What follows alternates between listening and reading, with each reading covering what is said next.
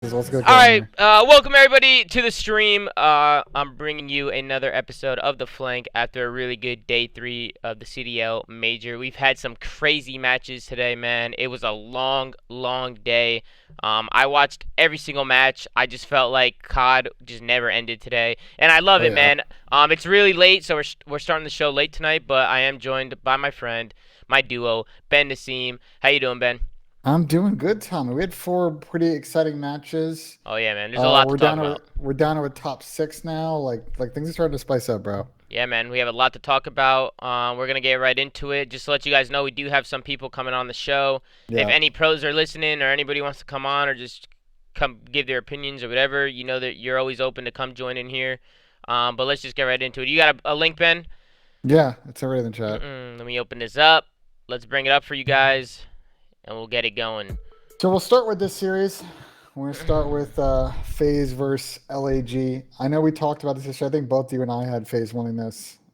Yeah, No disrespect to LAG who had a big win against Thieves. It just feel like this yeah, series no is kind of a disrespect at all. mismatch. And map one was actually like pretty exciting. I'll be honest. It kind of It skipped to the was a middle of it. yeah, it was a good first map. Phase went up, right, and then LAG brought it back, made it a lot closer. But again, Phase just seemed like they were in full control. Shout out to Salim. I didn't see one snake out of the kid, and he still went the fuck off. Yeah, I'd love to see that. You know me, I'm always sucking him off, as people like to say, Oh, whoa. cause I am. So MC, good job, bro. You did your thing. You're my son. And I'm proud of you, bro. You weren't Good snaking, guess. and you were absolutely frying, dude. We have to tip our cities as well. Alec had a huge series, both this map. He went off in the S&D and went off in the control.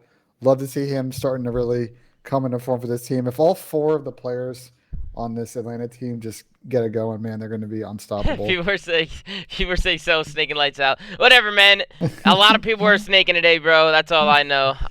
But shout out to the Faze guys because they did really well, and shout out to LAG because they look good, Ben. They don't look Yeah, bad. this is not a. They didn't get really get blown out in these maps. No, they Like, didn't. They brought this map back. They started slow, but they brought it back and they made it a game. And it's respectable. It's respectable. They had a good win yesterday. They come out today and they do what they got to do. And I respect that. LAG is a really good team. And they're showing it. They showed it this weekend. So their run is over, but hats off to them. no, their run's not over. They're still in the tournament. What are you talking about? Oh yeah, you're right. They're They're coming out. top Yeah, who are they six. playing tomorrow? I believe, and I gotta check. I believe they play the top side of losers, so I Damn, think this they is would a play New long York. tournament, man. This is a long, bro. Yes, There's well, so many games that I just keep thinking tomorrow is like the last here's day. But we have two more yeah, days. It goes to Sunday. 2 more days. Yeah, here's what I'll say. Like, Jeez. you look at the top six teams right Wow. now: Atlanta, Dallas, and winners and losers right now. If these OpTic, New York, like okay, those that five makes sense to me. LA Gorilla is definitely the one that you probably wouldn't have predicted in this top six, but they've been really solid. Um, just overall, like just playing well across all three game modes. Yeah. They're gonna have a tough match against New York tomorrow, but I was still impressed in how they played in this series. And if FaZe didn't get a couple of nice three pieces here and there, if Alec, if Atlanta just didn't come out big and make a lot of good plays in S&D and in Yeah. control, like series could have gone a different direction. Yep. Yep. They look really good. Both teams look really good. Phase looks, dude. I don't know. Phase just looks like probably the favorites right now, right? I would probably say they're probably the favorites going in to the weekend. I think everybody's looking at them to probably make it to the grand final. So this is a tough match for LAG, but luckily they're still in the tournament. I don't know why I thought they were out. But they do play New York tomorrow. So out of all the teams, I should have known that. But gonna have some more good matches tomorrow. But yeah, shout out to LAG for making this a map. We kind of wanted to breeze by these first Yeah, couple we'll get series through. because there's a lot to talk about, man, with the OpTic Chicago series and the Dallas Empire, and then we had the 100 Thieves Toronto, and then we had the other big one. So we're gonna talk about all of them. We're just gonna kind of breeze through these, I but they mean, definitely my give us. my thoughts on that is look, they're a pretty good hardpoint team, pretty good control team. Like, and when I say pretty good, I'm in the top three both game modes. Right now, especially, and I think the reason that you probably have to favor them over Dallas is the S&D gameplay has been Mhm. really good aside for that one map against Toronto. They just, especially watching this particular map of Moscow, like their ability to switch up, have different plays. And I know like not a lot of it is just set plays. A lot of it is a mix of, they're making calls on the fly, but they're also Yeah. coming in and doing prep work. Like that's what makes them so tough. They don't really have to play a really structured S&D game, and it's really tough to game plan against. Yeah, no, for sure. It's one of those things where you just never know what they're doing on the map, right? And you have so many individual talent on the team that can just pop off at any given time. Beezy again, man, with his first bloods, it's like you hear Maven talking about it on stream, and they're like, Maven's like, listen, I'm gonna keep saying it if he keeps doing it because that's what he does. Like Maven sounds like he's repeating himself a lot, but Beezy, he's just always putting himself in those situations where he's just getting first bloods, and you guys know in S&D how good it is to get first blood. If you get that first blood, you can use your numbers and kind of work off of it, and you get the information. So, hats off to Abizi, man. He's been doing his thing as well as everybody else on the team, and hats off to LAG. But Ben, this is a good series. Yeah, and I'm like the little things are phase, right? So in this round, right, Abdi plays that corner and statue. He gets two pieces. Okay, let's go to the next phase offense.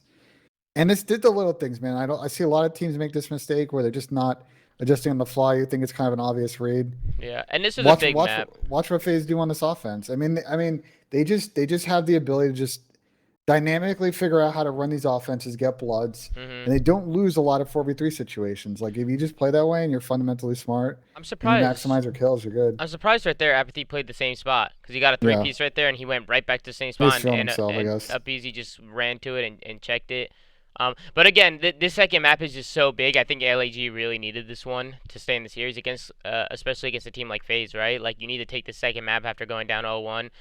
They almost brought back the first map, but they didn't. And then coming into the second map, they need to take this one. And then once they go down 0-2 to a team like FaZe, it's pretty much curtains unless they can pull off something crazy and do a reverse sweep, which is not easy to do, and it's something that New York did today with the Mutineers. So it's hard to do. It's not impossible, but against a team like FaZe, not so much LAG could have done, man. Once they lost the second map. Yeah, and I'm trying to find the play where Alec gets a three piece. Oh, it's right here.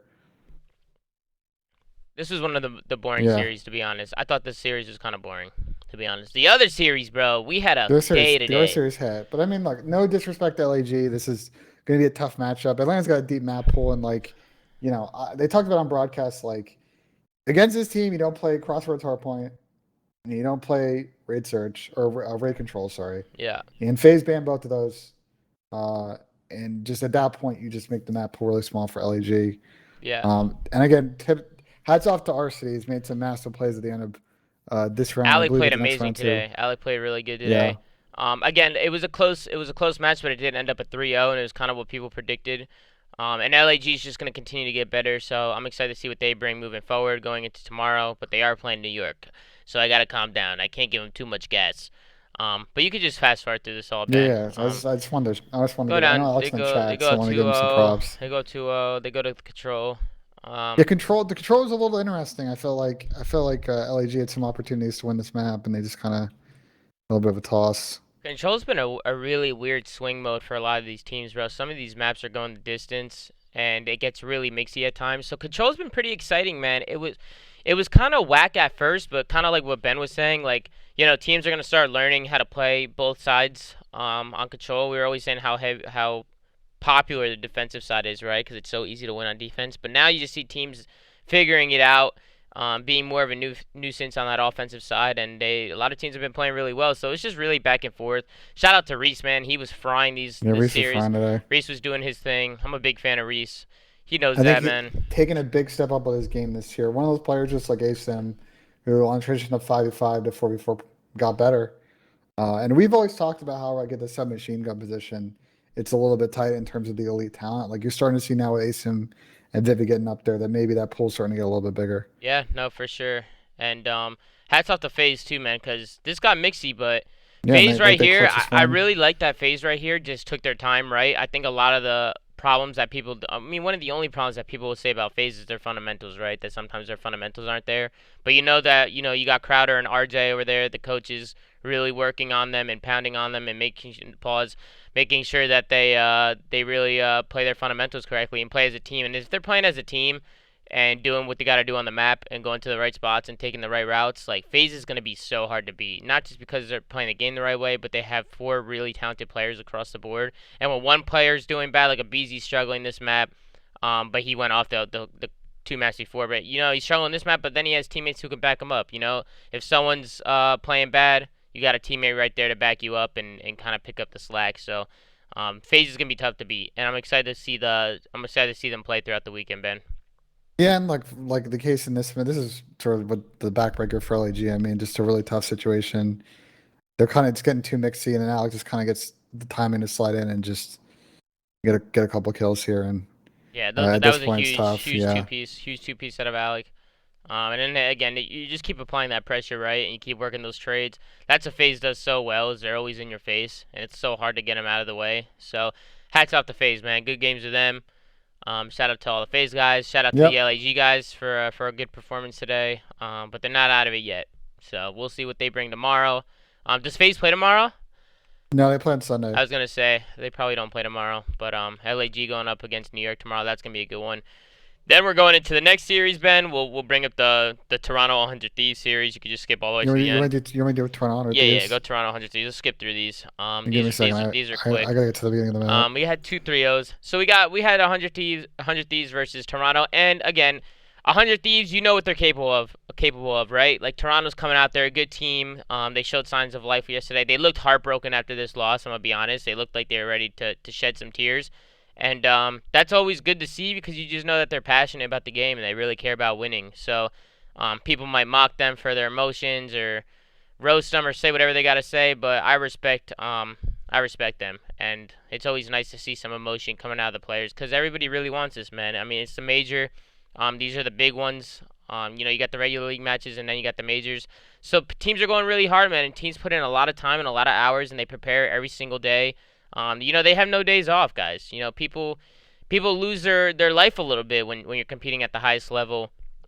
Even to talk about the highest level real quick, I had made a comment on Twitter about calling people in challengers amateurs, Yeah, I know what's up with that. and I saw a lot of people giving me flack calling them amateurs. People found it like disrespectful. You know that I'm calling them amateurs. Yeah. I'm gonna be honest with you, man. They're amateurs, dude. I mean, they're literally amateurs. They're literally amateur players. That's like what it is. That's not a bad thing at all. Like being an amateur player doesn't mean you suck. Being an amateur just means at the current level that you're competing at the amateur level. And it's like once you make that next step into getting yourself into the pro league, then I consider you at the top. You can't call them semi-pro because then you got to call everybody semi-pro. I guess the some people you could call pro or semi-pro are the people that were pro and now they're in the challengers. They kind of took a step back. But other than that, like the rest of them are amateurs, man. They never played at the big stage, so I'm gonna continue calling them amateurs. So I hope nobody, for anybody who thought it was disrespectful by me calling them amateurs, I just think you guys are playing out wrong. And if anybody in the chat disagrees with me on that, well, what do you want me to call them? Because I would love to know exactly what you would call them. People were saying call them the challengees or something, and I was like, dude, come on. We're making up. We gotta make up terms now. Like we're making up words and shit like this. I was like, come on, man. Some people were like, why don't you just call them rookies? A rookie is somebody who comes into the pro scene and is new to the pro scene. They're a rookie. Like they're in the pro scene and it's their first year. Those are rookies. Amateurs aren't rookies. So is Fellow an am? I mean, technically he is, bro. When we didn't qualify for the league, what was everybody calling us? Amateurs. For when we were on Faze, they didn't qualify for the league. They're a bunch of amateurs now. So it goes both ways, man. I had that time point in my career where I got bumped down. We didn't qualify for the league, and I had to work my way back up, and that's exactly what I did. So, if people want to call Fellow an am, sure. He was obviously a pro at one point. He's not a pro right now. He's not playing at the highest level, but he definitely has the talent to be a pro. Like I said, he could be. There's exceptions, right? There's people in challengers who could be an exception, and you could kind of call them like semi-pro, or I guess you could call them a professional player. But to me, the people in the pro league are pro players, and the people in the challengers are amateur players. So that's just my opinion on it. You guys can have your own opinion. But moving into the series, Ben, this was a little rough. This was rough for Toronto. Yeah, I mean, it really ended up being that last P4, like P1. They just got stuck in this one trap, and they just spun all the way back by P4, and they couldn't do anything about it. Donnie started to go off at the end. He ended up 34 and 23. Big map out of him, 30 and 22 out of Kenny. Had a tough map from Toby, aka Kleenex. But I think it's to be expected. Like 100's pretty good this map. Yeah, they played well. They played really well. I'm proud of Don. I'm proud of Temp. Big Donnie was doing his thing. He was finessing around the map. He ended that first map on a really big streak. And the rest of them looked really good. TJ might have been having controller issues or something that third map. I don't know what was going on. At least from some of the things I was seeing, his finger might have slipped or something. I don't know. But they all played really well. Slasher looked really good. Slasher actually went really big for them, Ben, in that control at the end when he was Well, under we'll get to playing. that in a second. Um, My I overall mean, thoughts on this was a bloodbath. Thieves is this. First off, this is, I believe, their best S&D map, and I'm surprised the team still square up with them on Moscow now. Like a team like a team like Faze or Dallas may agree otherwise and decide. But Mhm. for some of these teams that are sort of like mixed S&D, like I would avoid playing them on this map. Like TJ drops double digits every time they play it. They seem to be pretty solid fundamentally. Mhm. I mean, this map was basically one-way traffic. TJ's another Um, one, right? Like in S&D, I yeah, just feel like TJ's so annoying to play against, and it's just like the old school playstyle that he has. He's been doing it for years, bro. Like year after year, he's always finding himself in good positions, trying to work those first bloods, trying to be that entry fragger, and that's one of the hardest roles to play. So shout out to TJ, man. Shout out to the whole team at 100 Thieves because they just looked great today. They looked a lot better, and they've showed signs of life, and they showed signs of not looking so hot. And yeah, but these are the teams. If you're Thieves, like, and listen, you want to have top four aspirations, like these are the teams that you got to put down. And yeah, I don't mean that disrespectful to Toronto, it's who I just think the have had roster their on ups and paper. downs. But like if you're Thieves, like, and you want to be in that consistent convo, like this is one of the series that they've got to grab by the horns and start to get some momentum back because the run in now is tough. They Hmm. got to play OpTic next tomorrow. Like that's gonna be a tough series for them, OpTic, and we'll get to it. Played pretty well against Dallas. It came down to a crazy round 11. Like Yep. if your Thieves need to clean things up after going on that six map loss streak and really struggling, so I would, again, hats off to them for they could have showed up today, and it could have been a mixy series, and they could have lost in game five, but Yep. they turned up. And I see somebody asking in the chat, what do you think Toronto's problem is in S&D? And it's the same problem that a lot of these pro teams have in S&D, man.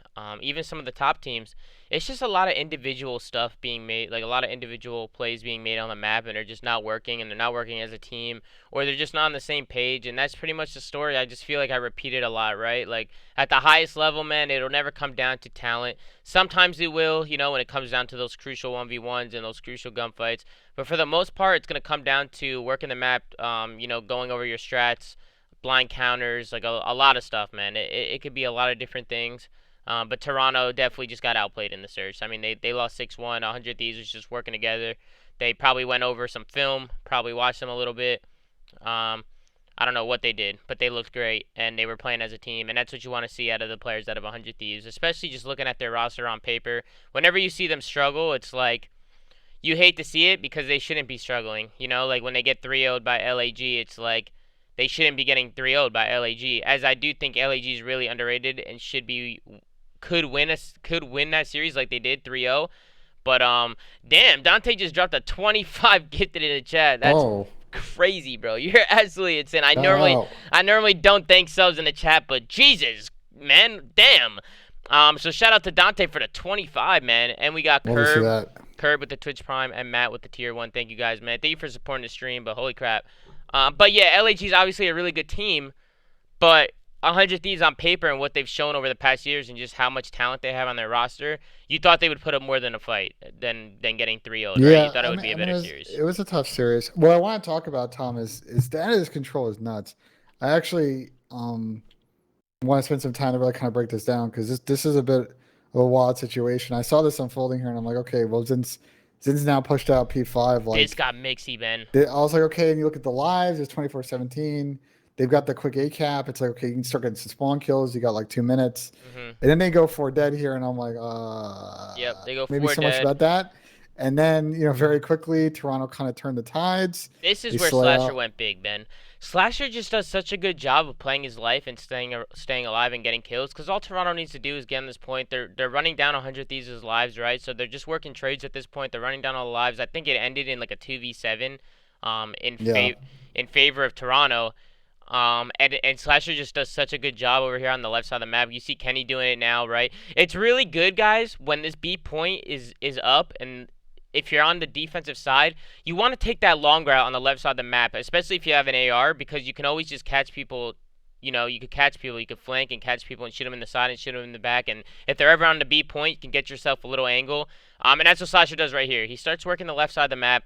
He knows that they gotta get on B, and if he can get behind them and work some kills, now they gotta turn around for him. So Slasher gets this kill. Now the people on the point, they're worried, man. They have subs. Slasher could come peek this wide angle, and that's what he does. Slasher does a great job staying alive. Now they have to get off the point. They can't just stay on the point and stay in the middle of it. Slasher stays alive for most of this time. And he just goes absolutely massive, right? Because this could go either way. Like, if Slasher doesn't make this play, Ben, and this goes to a fourth map, now it's like anyone's game. You know, the series is 2-1 in favor of 100 Thieves, and you're going into a fourth map, and Toronto needs to win one map to bring it to a game 5. So it's like anything could have happened. So I was really impressed by Slasher right here. He made a really good play, and it was one of the things I just want to note down. Kenny had a great map. Kenny doing Kenny things, and an off map from TJ and Donnie, but they still got the W. So that's what happens when you have a roster kind of like Faze, a roster like this. If somebody's slacking, if people are slacking, you have other people to pick up the slack, and that's exactly what they did. So my hat's off to 100 Thieves, man. They look good. They shut down Toronto 3-0, Ben. Easy. Yeah, I mean, I just want to watch this back. I mean, this is the 7-2 kind of unfolding here. He played great right here. He was making the play. I mean, I'm still mind blown at how they lost this. I mean, they makes the play off a top wing. Now, like, time's a factor, even though that they have one respawn left. I mean, they're getting on the point. The problem is people are spawning out. Donnie and Slasher just go huge. Yeah, why did Toby play it that way? I'm so confused why he was not just like in the middle of the plane. I don't know. I don't really know what he was looking at. I would have liked to see him be a little bit more active, right? That's kind of like what Asim was saying. That's what they talk about in New York a lot. To just stay active, and he just kind of planted himself in a corner under the plane, and it just allowed Donnie to just jump down and just kill him, or Slasher, whoever that was, Slasher, they just jump down and kill him. But they're just sitting in corners on the plane, and again, Donnie and Slasher just clutch up, man. They go huge. So hats off to 100 Thieves. 3-0. You could see it in their face, man. You could see it in Toronto's face that they're just heartbroken. Yeah, tough loss. I'm gonna be honest, that one, like, to see their reaction and to see their face, like, especially Cammy, like, that shit hurt my heart a little bit, man. It hurts my heart a little bit because you know how much time people put in. But it's not the end for Toronto, right? It's not the end. They showed that they're a really good team, that they're a top team, and they're just gonna go back to the drawing board and keep practicing. And I think that they have a lot to offer. So if you're Toronto and you're watching, man, keep your head up. You guys are a great team. You obviously lost to a really talented team as well, so it's not the end of the road, man. You got stage 2 coming up, so go back, grind, practice, don't give up. The one thing I hate when teams do is when they give up. So just don't give up. Keep working at your game. And keep your head up, guys. Keep your head up and keep doing what you got to do. But good series. Good series. We got the 3-0s out the way. Wasn't really too much going on. Those teams just got outplayed. There were some close maps in there, but for the most part, FaZe and 100 Thieves came out on top, and they took care of business. And that's all you could ask for top teams like that. So let's move on to the big ones, Ben. Let's move on. Which one are we doing first? The New York series? Let's do the New York series. This one was unbelievable. I gotta find it. Give me a second. This one was unbelievable. Now, one thing I want to comment about the New York series, is just the composure, man. You gotta just see the composure that they had. There might have been some little flurries of anger or lost fullness, whatever the hell you want to call it. I don't even know what word for it. They just lost composure after the first couple matches, but they did a good job just regaining and coming out hot and not getting down on each other. And just coming out and doing what they got to do and taking care of business. And again, we talk about it, right? A reverse sweep is so hard, but it starts with one. And if you can get this third map, this control, it's such a swing mode. And that's exactly what they did. They took the third map, they swung it back in their favor, took care of business, got momentum, and they used that going into the series. But starting off on this first map, Ben, Florida comes out hot, right? They come out hot and take a lead. I mean, this map was back and forth, and New York is basically a toss. Like, I don't know. I was watching this map, and like at this point, I was like, Clay's 5-9. I'm like, uh-oh. It was a rough map. Max 2-7. I'm like, this is where New York got in trouble yesterday. Like they had a slow start. Yeah. The ARs are getting fried. And then this map continues to be kind of back and forth. New York do a good job on some of these transitional rotations. They get that P5 time right there. Make P1 scrappy. Yeah. I'm trying to find it. I think it really kind of. Let me just kind of go to the end of the game. New York did a great job to bounce back because a lot of the times, especially on Garrison off the rip, you'll see a team just chain the first 2 hills, right? P1, P2, they chain them, they go up, and they get themselves a good lead. New York does a good job of not like losing full. They bring it back and they end up taking the lead over here towards the end of the game. So they definitely were playing good Call of Duty, but towards the end, it was all Neptune, Ben. It was all Neptune. The guy was on Yeah, what he was making some a plays. 10, 11 streak. He was making plays. He got himself some streaks. They just couldn't kill him. And bro, we talk about Neptune all the time, right? It's like look how he was struggling, right? Like look, he was struggling, but he's so talented. Like when you watch him play, you just know that he has the potential to be something great, and he just pretty much just shut down New York. I just thought though, like in this situation, like this should have been the game right here. Like they kill this guy in bricks, the spawn trap. Like this should be a GG. But So they're it doesn't work blocking. out that way. Asen pushes up to the tank. Um, No, like maybe number six isn't blocking catwalk, so they get the spawn behind yeah. and I they get don't the know if Asen splits. should be pushing that deep. You have him pinned back there, No, right? Like I think Clay made the mistake. I think the problem is maybe it's just bad timing. well, Clay that's where the communication leaves the comes in. catwalk and then they That's spawn behind him because he's I not mean, blocking he's it. still on catwalk when he spawns out. Basically, he's I don't running know. towards green, running Maybe it's towards the weird green. 60 hertz thing. I'm not I sure. think personally, you should just not even pass breaks, bro. Just keep him pinned back there. Just hold him. Have Clay sit on the catwalk. If Clay doesn't have to go pick up green, if the subs are just holding bricks and holding red, Clay could just sit on the catwalk and just rain hell. Like rain hell on them with the AR, kind of make it annoying for them. But they push up a little bit too far. They Now flip they him get out. stuck in the spawn trap. I mean, they struggle to get kills at this point. Your spawning bricks are like, oh, snap! Like we gotta get green and start getting control of the middle of the map. We're in the absolute spawn trap. They just struggle to get green here. The Yeah, dude. max slides out and dies. But this all stems from the flip. Like if you go back Yeah, to that hill, Ben, they have them right where they want them. Like New York has Florida right where they want them. New York has they the flip. lead. They have everything that they need. But they push up too far to get some kills. But those kills end up just hurting New York, and it just flips Florida behind them. And Florida is able to work off a bad play from New York. Bad plays. I don't know if it was like a comps thing. Maybe Asim was telling somebody to block. Maybe he thought somebody could just block in. He's just gonna get in their spawn, and get some spawn kills and try and be annoying. So I don't know if it was like a communication thing or what, but New York messed up. They messed up. They flipped it out. Florida gets on this P1 hill. They bring it all the way back, and then it was all Neptune to end this game. He just goes on a crazy streak. They can't kill him. I'm pretty sure Florida ends up flipping out here. I'm curious to see how do they get the flip here because New York is in full control of the next hill right now. So And Neptune they get lights control Neptune pretty sure gets they a just slay kill out. with 6 seconds left. He makes a play. He hits it quick through the middle of the map. They probably flood here, so he gets his streaks right. They streaked him. He This guy streaks the runs in the point. Yeah, that's green. what I'm Yeah, saying. and Like they want to get a kill in Neptune was on a bricks. streak. He gets his streaks. He streaks the point. They get control. New York spawns out, and they hold Yeah, the rest of this that's hill, GG at that and that's point. I mean, you're hit GG. the front. So it all stems from that flip. It all stems from that flip, and it was just a bad play. I don't know if it was a miscommunication out of Asim and Clay. Or if it's just Asim going a little bit too rogue, but that just can't happen. That can't happen, and you learn from your mistakes. Luckily for New York, they came out on top on this series, so you could go back and watch this and just make sure that doesn't happen again because they had them right where they wanted them, and they should have won this map for sure. And that's why you see Clay with the frustrations, man, right? Like everybody's always pounding on Clay, saying he's always losing full, his composure, stuff like that.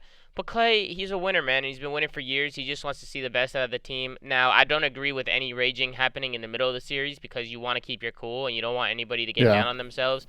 So I don't agree with any raging going on in the middle of the series, and I'm sure Clay might lose his cool here or there, and he realizes it, right, that he shouldn't be doing that in the middle of the series. But it's understandable for him to get frustrated. So I don't mind him getting frustrated. I would just, after the series is a good time to kind of yell. You could talk about mistakes, right? You could talk about mistakes. Make sure everybody's fixing their mistakes as the series goes on, so they don't keep happening. And that's where Clay's leadership really does come in. Like his yelling probably helps in that aspect of it. But don't hound on Clay, man. The league is also has a vendetta on this guy, man. Every time he's raging or every time he's lost full, they just all love zooming in on his face, bro. I don't know. They just love zooming in on his face and showing his frustrations. And I know Clay gets annoyed at it, but at the same time, Clay's a superstar, right, Ben? So they're gonna show every little movement that he does, whether Well, he's mad or hold sad. on. He's brought on himself by the way he flips off the camera and other stuff. Like they're now going to use him as a broadcast tool. He's got to just He own it. flipped off the camera because the league showed him raging in the they brought up his comms Yeah, of him raging. but he's always been this way. Like he's had this rep since the TWL days, dude. Like where he would do stuff to the camera, flash the 3-0. Like he's been doing the broadcast antics for a minute. It's not just this year. Yeah.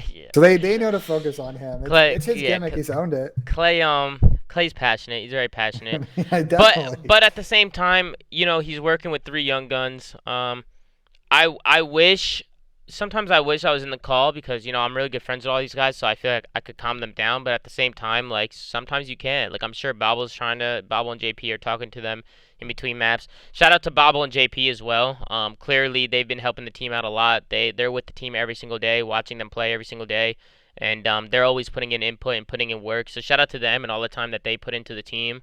They've been doing a great Yeah. job. Clearly, New York just showed composure today, Ben, and it was good to see.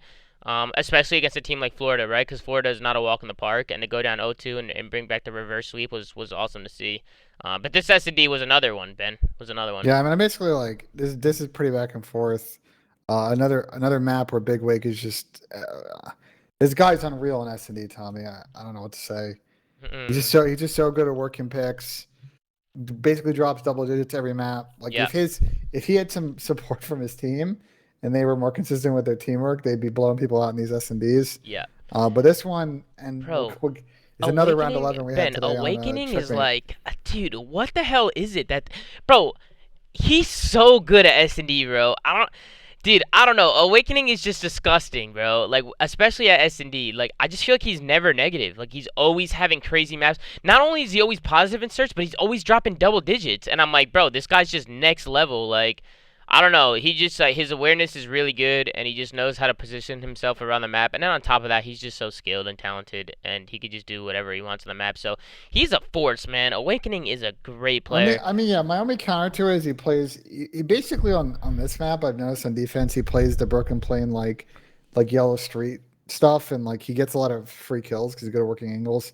I'm sure teams are going to figure out how to kind of game plan and figure out his tendencies there Hmm. and isolate him. We saw I don't remember who it was. I want to say it was like LA Thieves Hmm. exploited the timings that he gets there to kind of pinch the backstairs of plane and get bomb plants on that site. So teams are looking at it, but yeah, I just across the board, like it doesn't matter this map, the Miami as well, like he played well. Um, yeah, his impact in search is unreal in terms of getting first bloods. Yeah. They're just Florida just isn't still yet the best team in the world at just converting those first bloods into instant wins. And they're not the only And it gets a team. little mixy. They're not the only team, right, Ben? You see a lot of teams, they get this first blood, New York included, 5-5 here, right? They get the first blood, and they I'll skip right to it. and, As I and can. and Clay was talking about it, and this is why Clay gets so frustrated, because you get the first blood, and all you need to do now is hold hands. It's very simple. Ben, it's a lot easier to talk about it, right? When you're in the game, it's a lot different. But at the same time, when you're at the highest level and you pounce on it and talk about it so much, you go 5-5, you get the first blood. Shout out to Connor, by the way. He played incredible Yeah, today. Diamond Con played a Diamond lot Con today. looks incredible, bro. For him being a rookie, he looks insane. It's like he came right into the league and just started Yeah, immediately just making a name for himself, and I love to see that. Hats off to Bobble, because Bobble always spoke very highly about Diamond Con. So Bobble kind of brought him in, and he's been playing great. But now we go into this 5v5 round, right? And yeah, I talked to the New York guys a little bit, and I was talking to Asim. Connor gets the first blood here. Diamond Con. Whenever you guys hear me saying Connor, I'm talking about Diamond Con. He gets the first blood here, which is all you need to do. I'm pretty sure he slide challenge right here. He gets the pick. Boom. Now if you pause it, right? You have two guys on A, two guys on B. Diamond Con should hold Clay's hand this whole round, and Max should hold Asim's hand this whole round. Nobody should get picked. Nobody should do anything crazy. Work your yeah. trades. You have the numbers. You don't need to do anything crazy. Nothing crazy. You can have some. You can have people sitting back. You can hold lanes and stuff. I saw people tweeting me like, why don't teams ever go to the A bomb site on this map? It's because it's just in the open. There's no way to get that bomb down without being seen, without a smoke or anything, or there's just no way to get it down. You could see that bomb from anywhere. You can see it from plain stairs. You can see it from tube. You can see it from yellow crate, and it's like there's nowhere to go either. Like when you plant the bomb on that A bomb site, it's like what do you even do? So especially if you're New York, right? You get the first blood. There's a minute left on the clock.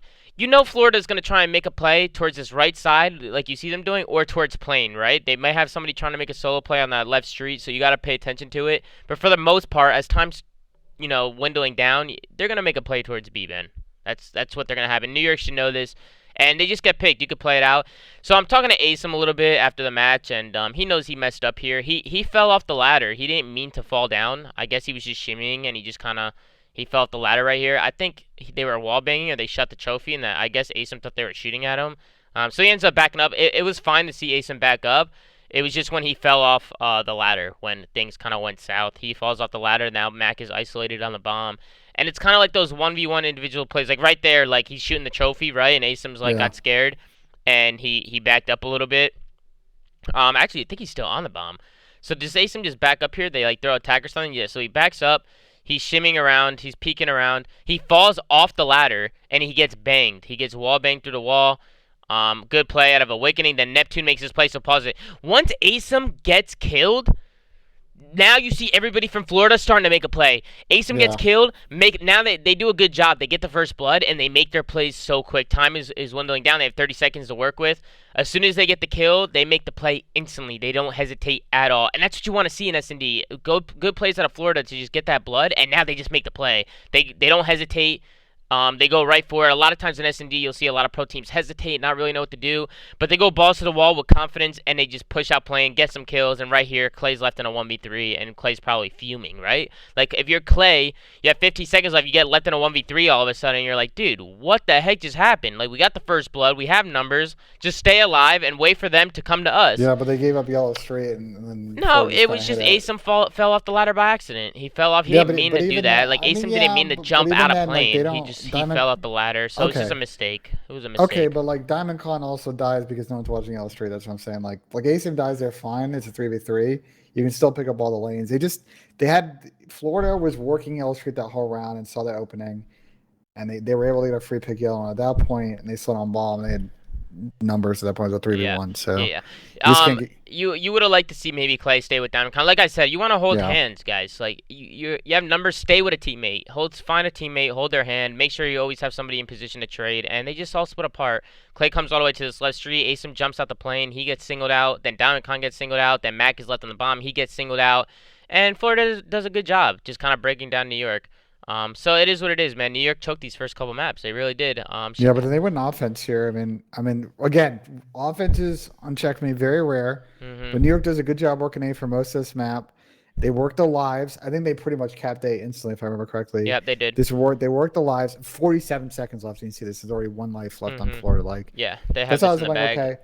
okay, One thing with New York, right? When I watch them yeah, play Control, they do a great job, Ben, just working the lives and getting the lives down because they're so yeah, aggressive on their spawn and they're always pushing lanes out. And that's one thing Bobo always said to the team is like, don't be afraid to make plays in Control because if you can be annoying, you delay time and you get the lives down. And that's what New York did, man. They do a great job on offense, just being really annoying on the map. And we do have a really aggressive team.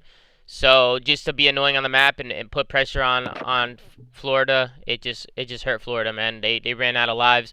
Florida was able to take an O, and those offenses are huge, right, Ben? Because defense is just so OP. But you do see a lot of teams winning offense. not on this map. I mean, it's just like I No, think no, teams are getting teams better win at it. offense in this map. Not as much as the other maps. Still, Not as I much mean, as this the other map. maps, but you see teams now winning offenses regularly. Like Yeah, they, but the issue is like if you the where you this map you get into a weird position we saw in the Toronto series where you get to like the fourth round and then if you're hmm on offense and you delete the live advantage, it's like why are we gonna if we don't have a capped and there's 45 seconds left, like why don't we just not die and get defense? hmm Just so easy to spawn trap on this map. Like even right there, you probably would have liked to see Asim slow down a little bit. Yeah. He's like pushed up on the point. He's like slides out, and they just kill him off spawn, and then they push up. It's like, hold your lanes, make sure you don't do anything dumb. But then they have a good bounce back. Florida wins this round, right? They get some kills, I mean New York closes it out here, if I remember Yeah, correctly. yeah. The I Diamond mean, That was a big win by Diamond Con top lane to get that shot punch because now he has plane control. They have the rest of them blended in the spawn. Clay has the crossfire. Jerry hops on the point and he gets taken out. New York goes up 3-1, and just like that, man, they bring it to a map 4, and that's what New York needed, man. They needed some sign of life. They needed some of that momentum, and they found it. They found it in this Control. That's why Control is such a swing mode. So I was proud to see them come out that third map and not let the angers just kind of take over, and just to kind of see them get 0-3, 3-0 sweeped.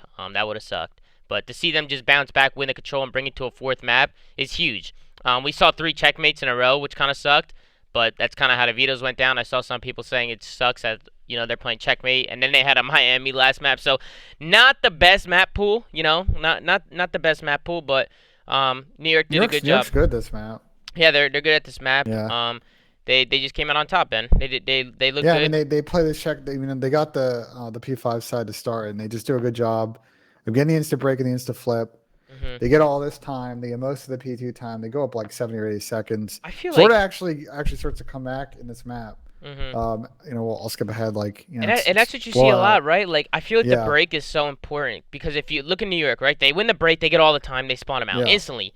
Now they have spawns for P2, and now they're just building themselves a lead. Look at this lead that they're building themselves right now, and that's why winning the break is so important. Like, teams will practice their breakoffs a lot. I mean, they should be practicing their breakoffs a lot. They should be watching other teams' breakoffs because you could do stuff like this right off the rip and go up 100 points. You know what I'm talking about? Peace out, man. Peace out, Shammy. Whoever's dipping Well, out. I have theories for why P5 side's better, but I don't want to expose other people's strats. I mean, yeah, everybody has their better Yeah. sides, but yeah, you don't want to expose. But at the same time, yeah, it's just the breakoffs, regardless of what side's better or not. The breakoff is a lot, but like you said, Ben, Florida did a good job No, coming in here. Florida flips them on P4, and you're like, okay, Let's well, tune into listening. Let's tune in. yeah. I like listening to these.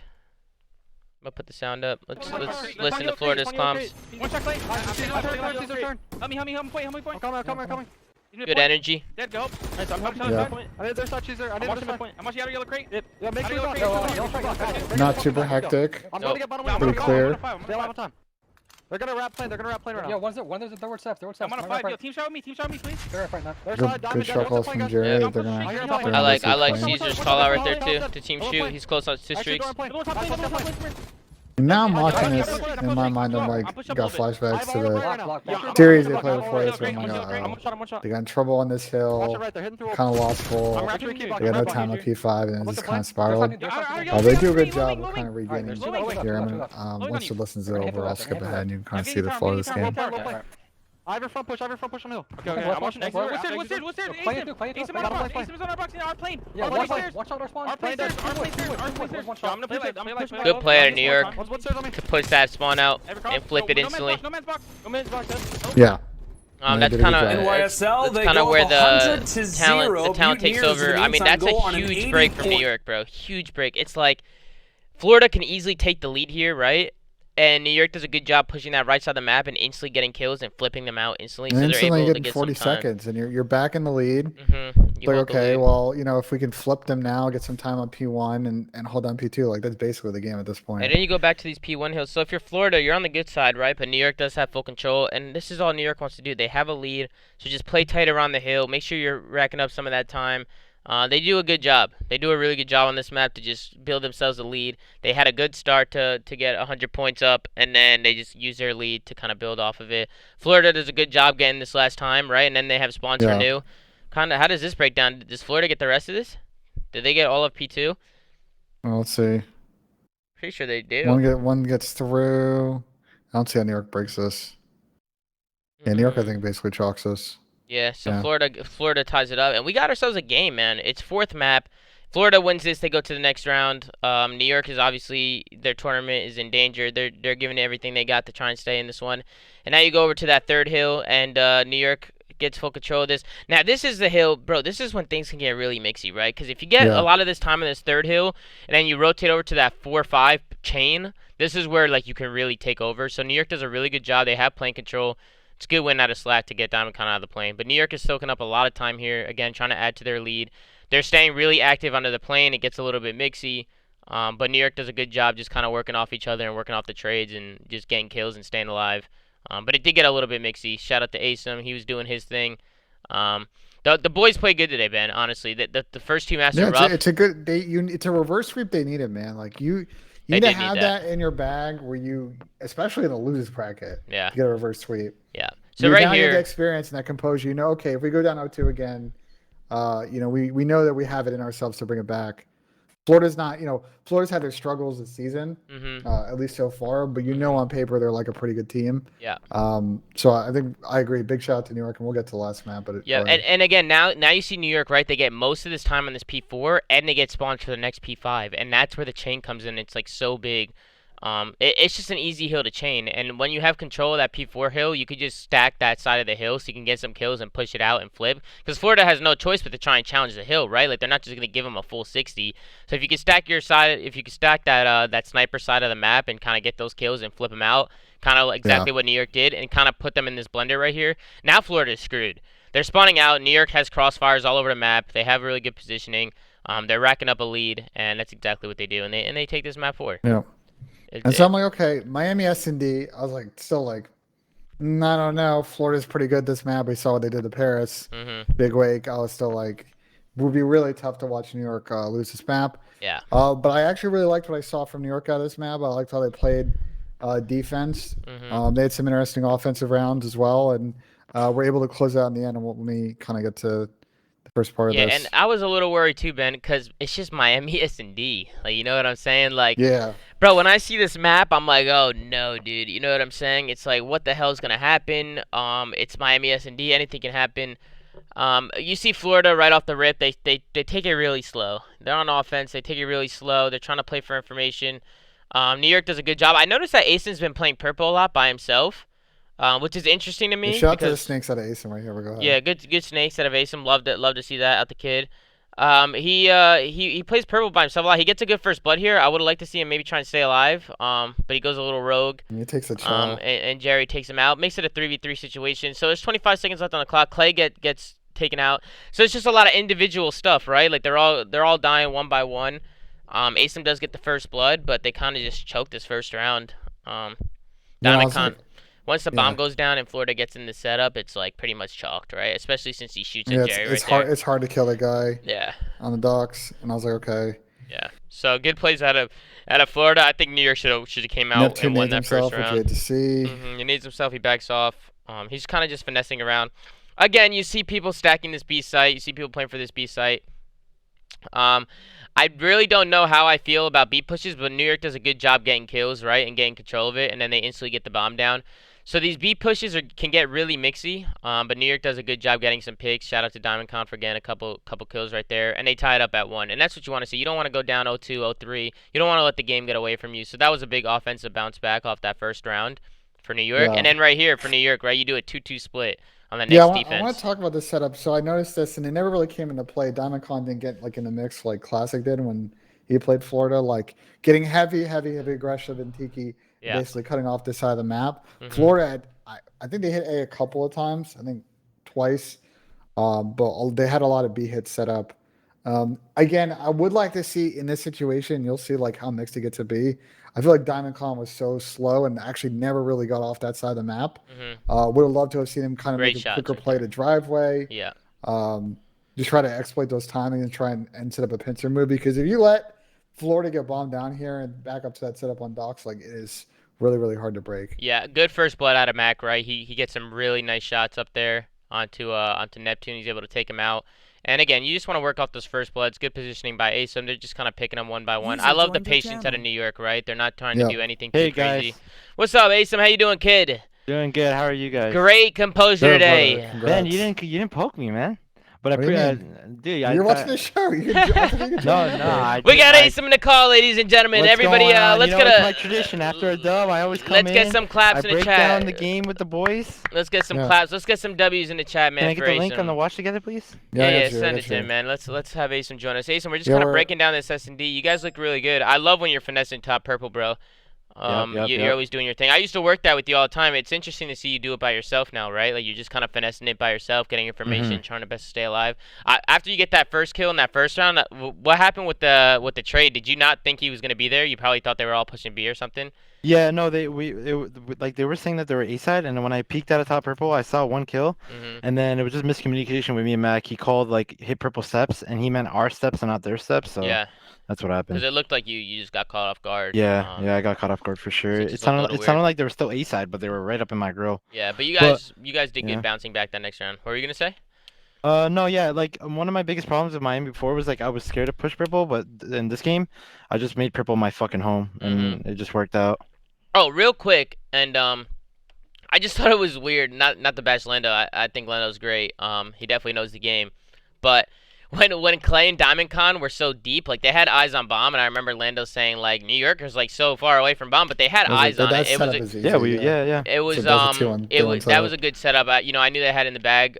You guys checked Yep. the bomb. You timed it, or Clay and Diamond Con timed it really good to the point where they just didn't have time to hop on it. So. Good clutch up The from them. rush plants were in. I really this like game. the late hit by Clay to hit curve really late, right? Yeah, He comes Yep. back onto curve like they probably clear it out because they know it's a common spot, and he hits it late and he's able to get a kill in the back, and then he just kind of stays alive over there. And Florida's forced to try and push him out, but they just have Wait. no time. Awakening beamed right here, bro. Wait, yeah. He beamed. 1 second. I want to see. That was clean. That was How did fucking how clean. did So like when me and Mac right here, you see our trophies. Like you see the trophies behind the van. Mhm. Yeah. This is why we lost a round because me and Mac poorly threw our trophies, thinking like, Mhm.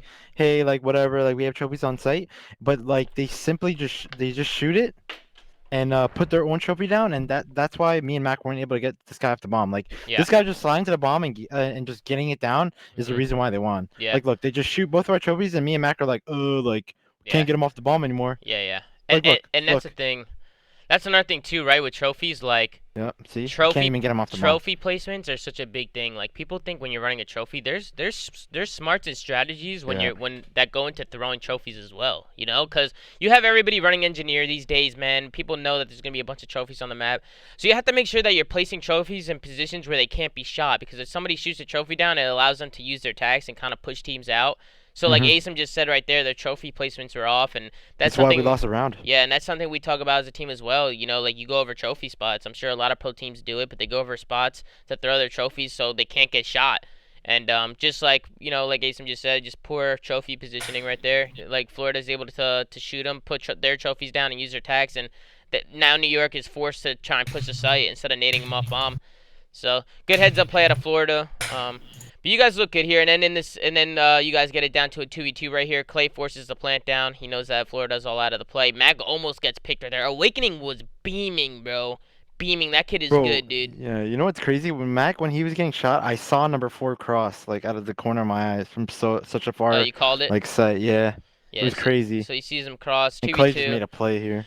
Yeah, I like, dude. Clay is so unorthodox, right? In S&D, like Yeah, they're he checking, always switches it up. they're checking these angles, like these headies right here, and it's like the Clay's not even there. Like he didn't go to the common spot that everybody likes to play, and he wastes his time. Like, look, there's only 20 seconds left on the clock now, and Clay's not even near where they're checking. And then he just tags him up, waits for Mac, and they do a good job waiting and playing off each other. So good heads-up play by Mac and Clay to kind of make some individual plays there. They bring it back down to a 2v2, and they go up 4-2, and that's good for New York. You got the momentum. You go into the defensive side, and Florida's forced to slow down. They can't do anything crazy. They're down 4-2 or 2-4, and they're forced to slow down. And they work this beach side. They have a little split right now. Mac with a good first blood. Awakening trades. Makes it a It's a bit of 3-3 a crazy instantly. shot. Yeah, crazy Dude, challenge out of Mac. He bro, should not have challenged. Yeah, Awakening yeah. has a beamer though, bro. He Yeah. actually does. No, yeah. that. Yeah, It's but just I like mean, in that's this still- situation, that's- I'm middle and I'm tagging him too. Like if you see where I'm on the map, like I have Awakening pinned down. If Mac just takes his time, like Ashley goes down at bottom purple, and then here I hit crazy shots. I could have easily got this 1v3. Clay said. I Clay just just killed said that. Caesar. Clay just said in the chat that he shouldn't have died. I don't even know where Clay died. Where was he? Where did Clay die from? Because right here, like if you guys win this round too, right? Like Yeah, it's a like, dagger. It's yeah. a dagger, bro. Like, you Yeah, guys do a Arvid great Zero Oh job yeah, he clutching up. dies challenging B-Dom. Oh, he You'll challenged see, B you'll Dom, see it in the okay. final kill cam if you let the round play out. Okay, so he challenges B Dom Yeah, and dies. I'll go back to the funk. Because this is it really is a huge round, and you guys lose it, and it just Yeah, it was a huge round, and we let one guy B-Dom make a 2-piece, which we should not have. Like right here, you see.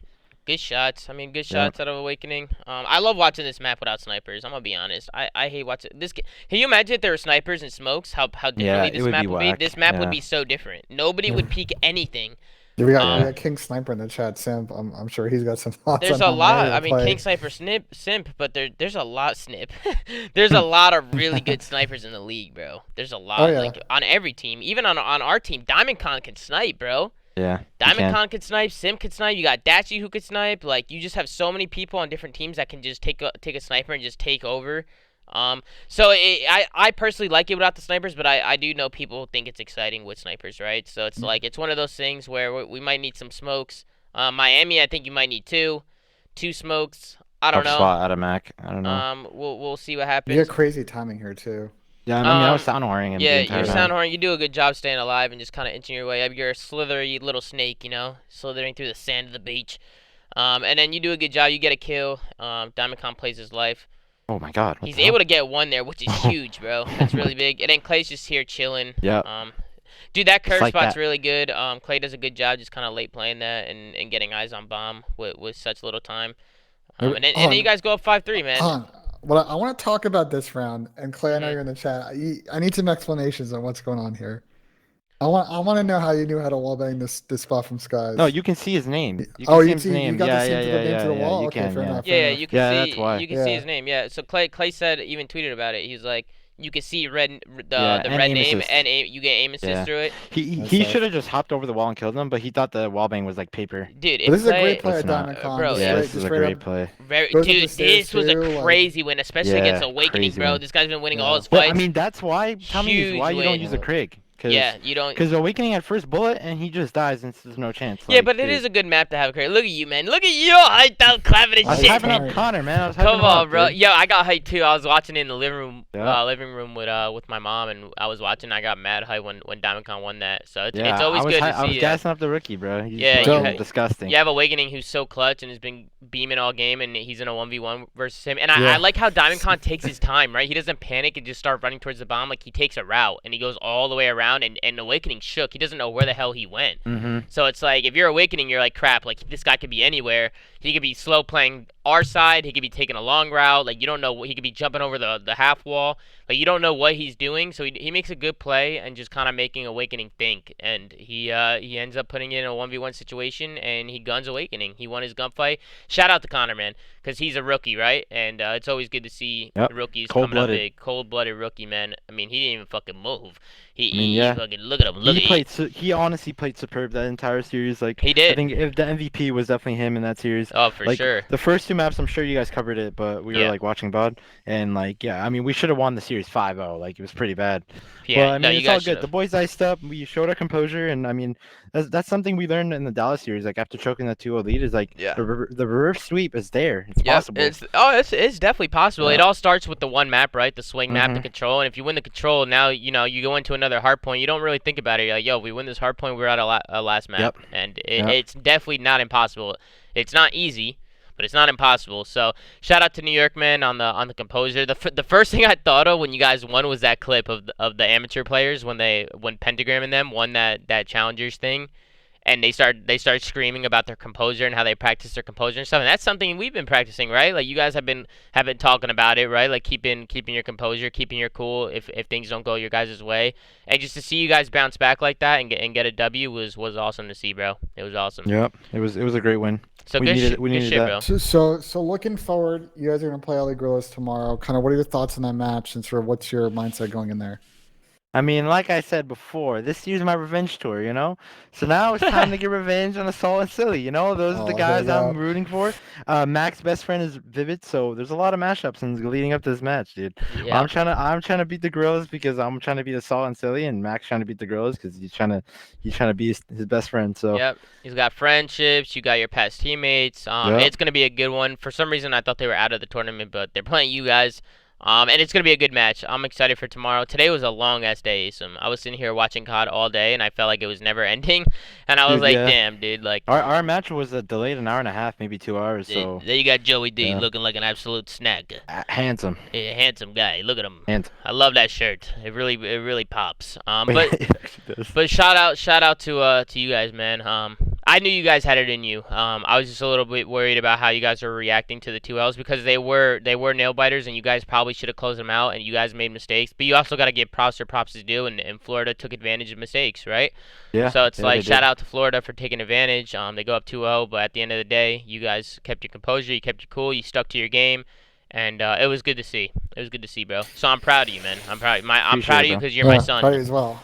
Yep. I'm proud of you, my son. I had to think that in there. I had to stick it because he is my son. Ace is yeah. my son, and so is Mac. So it's always good to see Yep. those guys, coming out on top and showing what they can do. And then we got this next series, man. This next one we're about to talk about. We got OpTic Chicago versus Dallas Empire. What are you guys' thoughts on this one? Well, Ooh. this series kind of played out a little bit different than how I expected. I did not expect Dallas to win both hard points And and then take one S&D. real quick, Yeah. Ben, before you go into it, we do have a special guest coming on the show. His name is Brian Saint. He was a little annoyed by some of the comments being made yesterday in the podcast, both from us and both from the chat. So you guys got a lot of explaining to do. Brian Saint's gonna come on. Save your question for Brian. I'll be He's honest, got a it's lot not- to say, so we're gonna get Brian Saint in here to talk Not about that his serious. Minnesota squad, because obviously Minnesota's a great team, but this weekend they didn't show that and they fell short, and they're looking to bounce back, and they know that they think they're better than that. So Brian Saint wants to come in here and have some words and say some things. So we're gonna get him in here, but let's talk about this match. Yeah, so my question to you two guys, so like how the videos kind of play out against Dallas, right? Mm-hmm. There's 5 maps, you can only remove 1, and then you get 3 left and you pick each. You know that you can only ban 1 map between Checkmate and Garrison. Like in your eyes, like which map would you rather not play against Dallas? Because I was a little surprised that OpTic didn't try to square up with them on Crossroads, to be honest. That's OpTic's auto veto. Is Yeah, Crossroads. That's their weakest map. that's fair. I just felt Yeah. I feel like that puts OpTic down in a weird spot. Like their Garrison's been a little bit wobbly.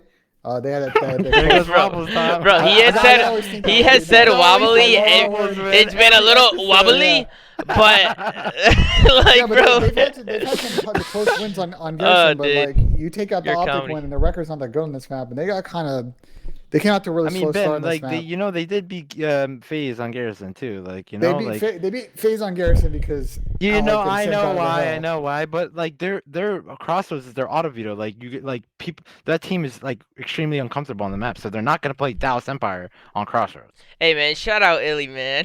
Fair enough. that guy that always comes into the podcast, right? He's always like, shout out is Illy, he in the man. chat? No, I don't know if he's in the chat, Oh, but yeah, he went yeah. off. Illy went off Oh his yeah, first shout out map. Illy. He did go off. And Yeah, he's yeah. been- finally got a good couple maps out of Illy. I know he's Yeah, been coming no. up and down, but good to see him start to get he's been in up form. and down, but like people, I still feel like he's still such a good playmaker on the map. Like he's always doing something, bro. Whether he's having a bad map or not, like he's Oh, just for sure. he's just Yep. such a talented player, and he's just annoying to play against, regardless of what he's dropping on the scoreboard. So Illy has the potential to have maps like this very consistently. So it's just about him finding his rhythm, right? Yeah, he took over for He sure. took Yeah. over. During that listening, they were just screaming Alien Vent, and he was on a 7 streak. Yeah, he does a good job playing his life and just being Yeah. annoying. Like yeah, you're right. When OpTic was in that listening, they had to keep playing for Illy. And again, you see Scump and Envoy, right? The 2 subs for OpTic, they struggled a little bit this first map. It took them a while to get going, so they just got shut down. And Scump and Envoy are amazing players. They just had an off map, and they do a really good job bouncing back as the series goes on. But I think Empire just had their number this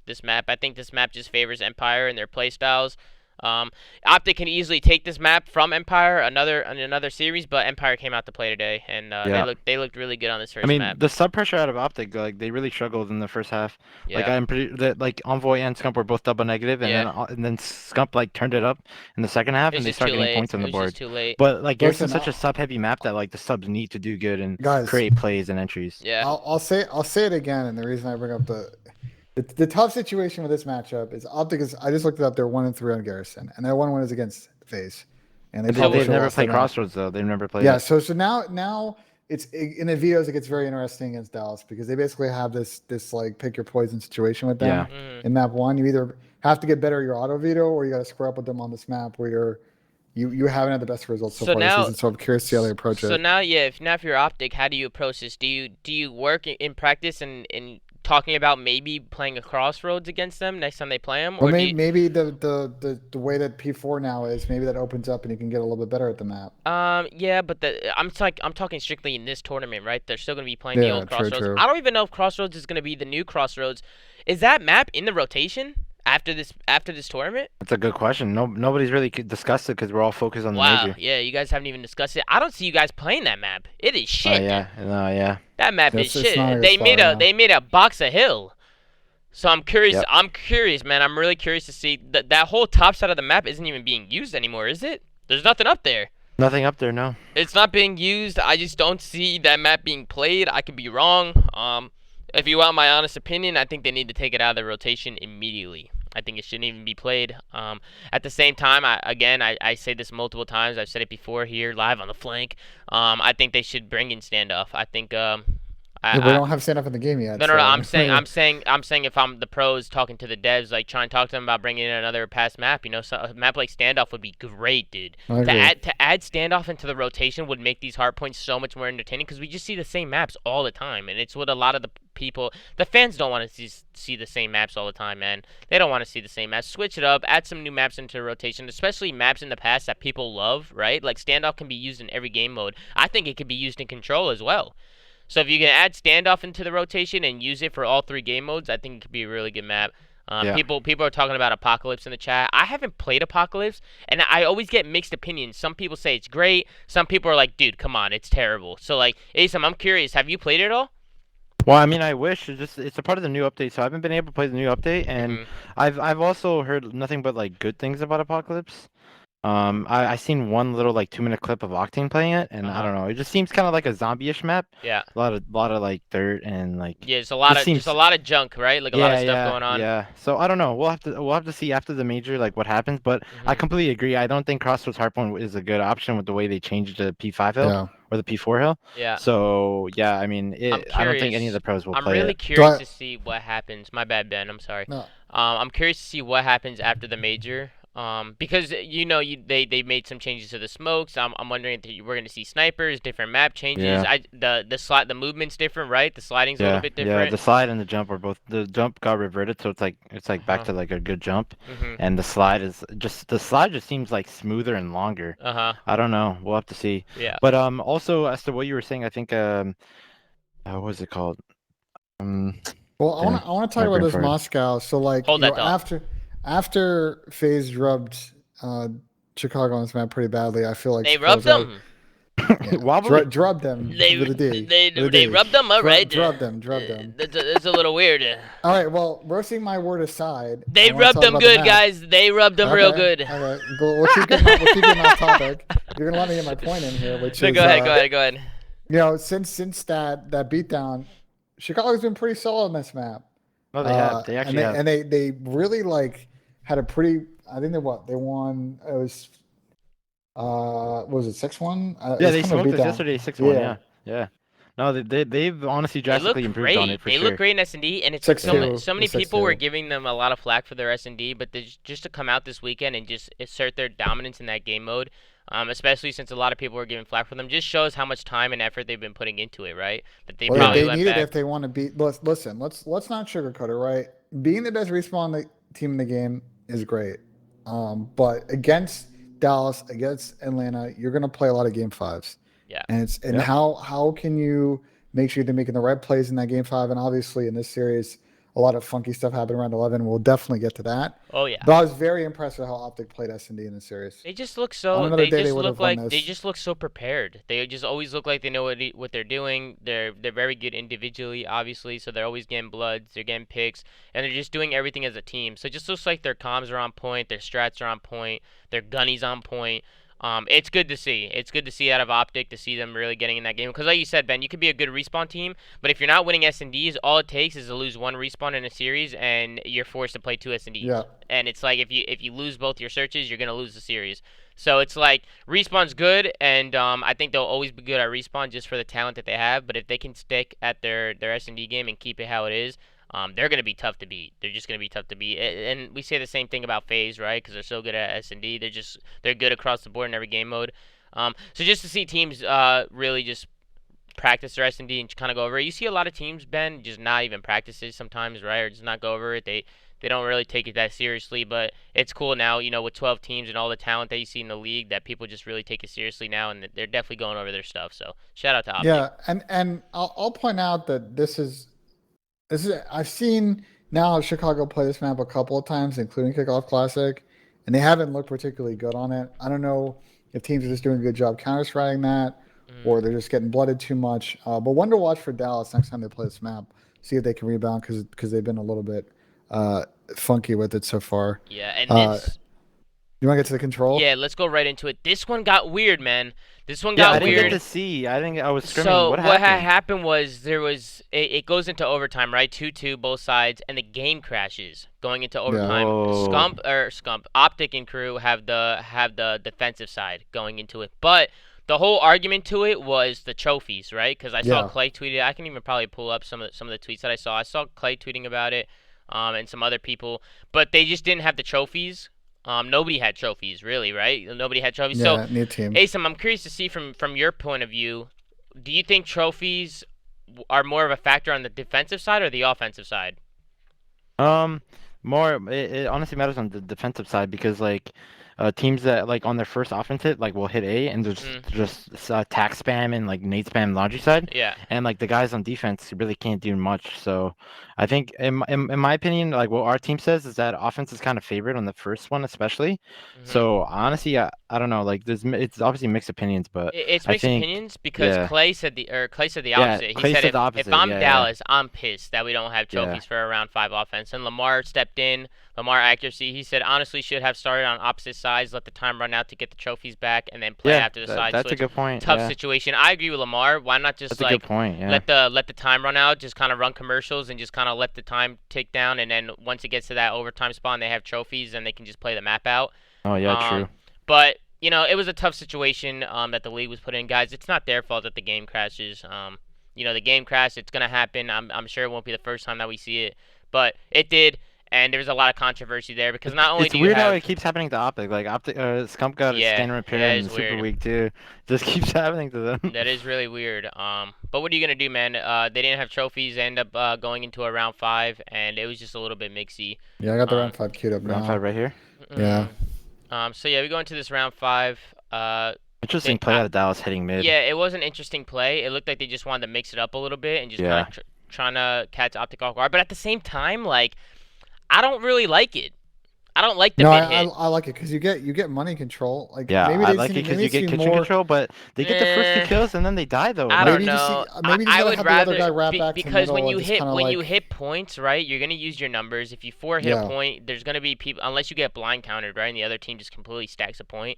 If you can use your numbers and hit a point and get some kills, like you They would have use been your good, kills. but there was a guy window. Like this play works. I mean, we can go back and I know. look at You it make again. you like, make use of your kills when you hit a point, because the minute you get kills, the second you get kills right off the rip, you can just hop on the point, stop the clock immediately. Just stop the clock immediately, get on the point, and force the play. Right? You make OpTic come to you. They get the first 2 kills here, but then they just simply die to formal Because basketball. you get the first 2 kills middle, and now you're like, where do they we need go? a 4th guy. The problem is Kyler is an L, just kind of like doing nothing at the moment. He's just 100% out of the play. If they had another body on site to trade kills here, if they came into a 3-1 or more of a full 2-2, I think Yeah, they would have but made that's what I'm plays saying. off. Like you hit mid, you get some kills, and now you're deciding which one do we go to. They're gonna have to choose off the fly which one they want to go to. And OpTic's coming off spawn anyway, and they're just Yeah. gonna collapse on wherever Dallas decides to go. Yeah, but if you get a tick and a half or 2 ticks out of B, I would say that was worth. Oh the yeah, no, investment, it's definitely, but This is they bad out of didn't. Crim. They didn't. Like they get 1 tick right, and then I'm pretty sure they get this guy out of the Crim corner should here. not be dying there. That's a Seth huge sides pick. out, he dies, and then they get the Yeah, now trade on Shotzi by himself, Yeah, just- he gets They've singled got, out. they've They got get the spawn kills. trap now set And up. they got now, the spawn if you trap set pause,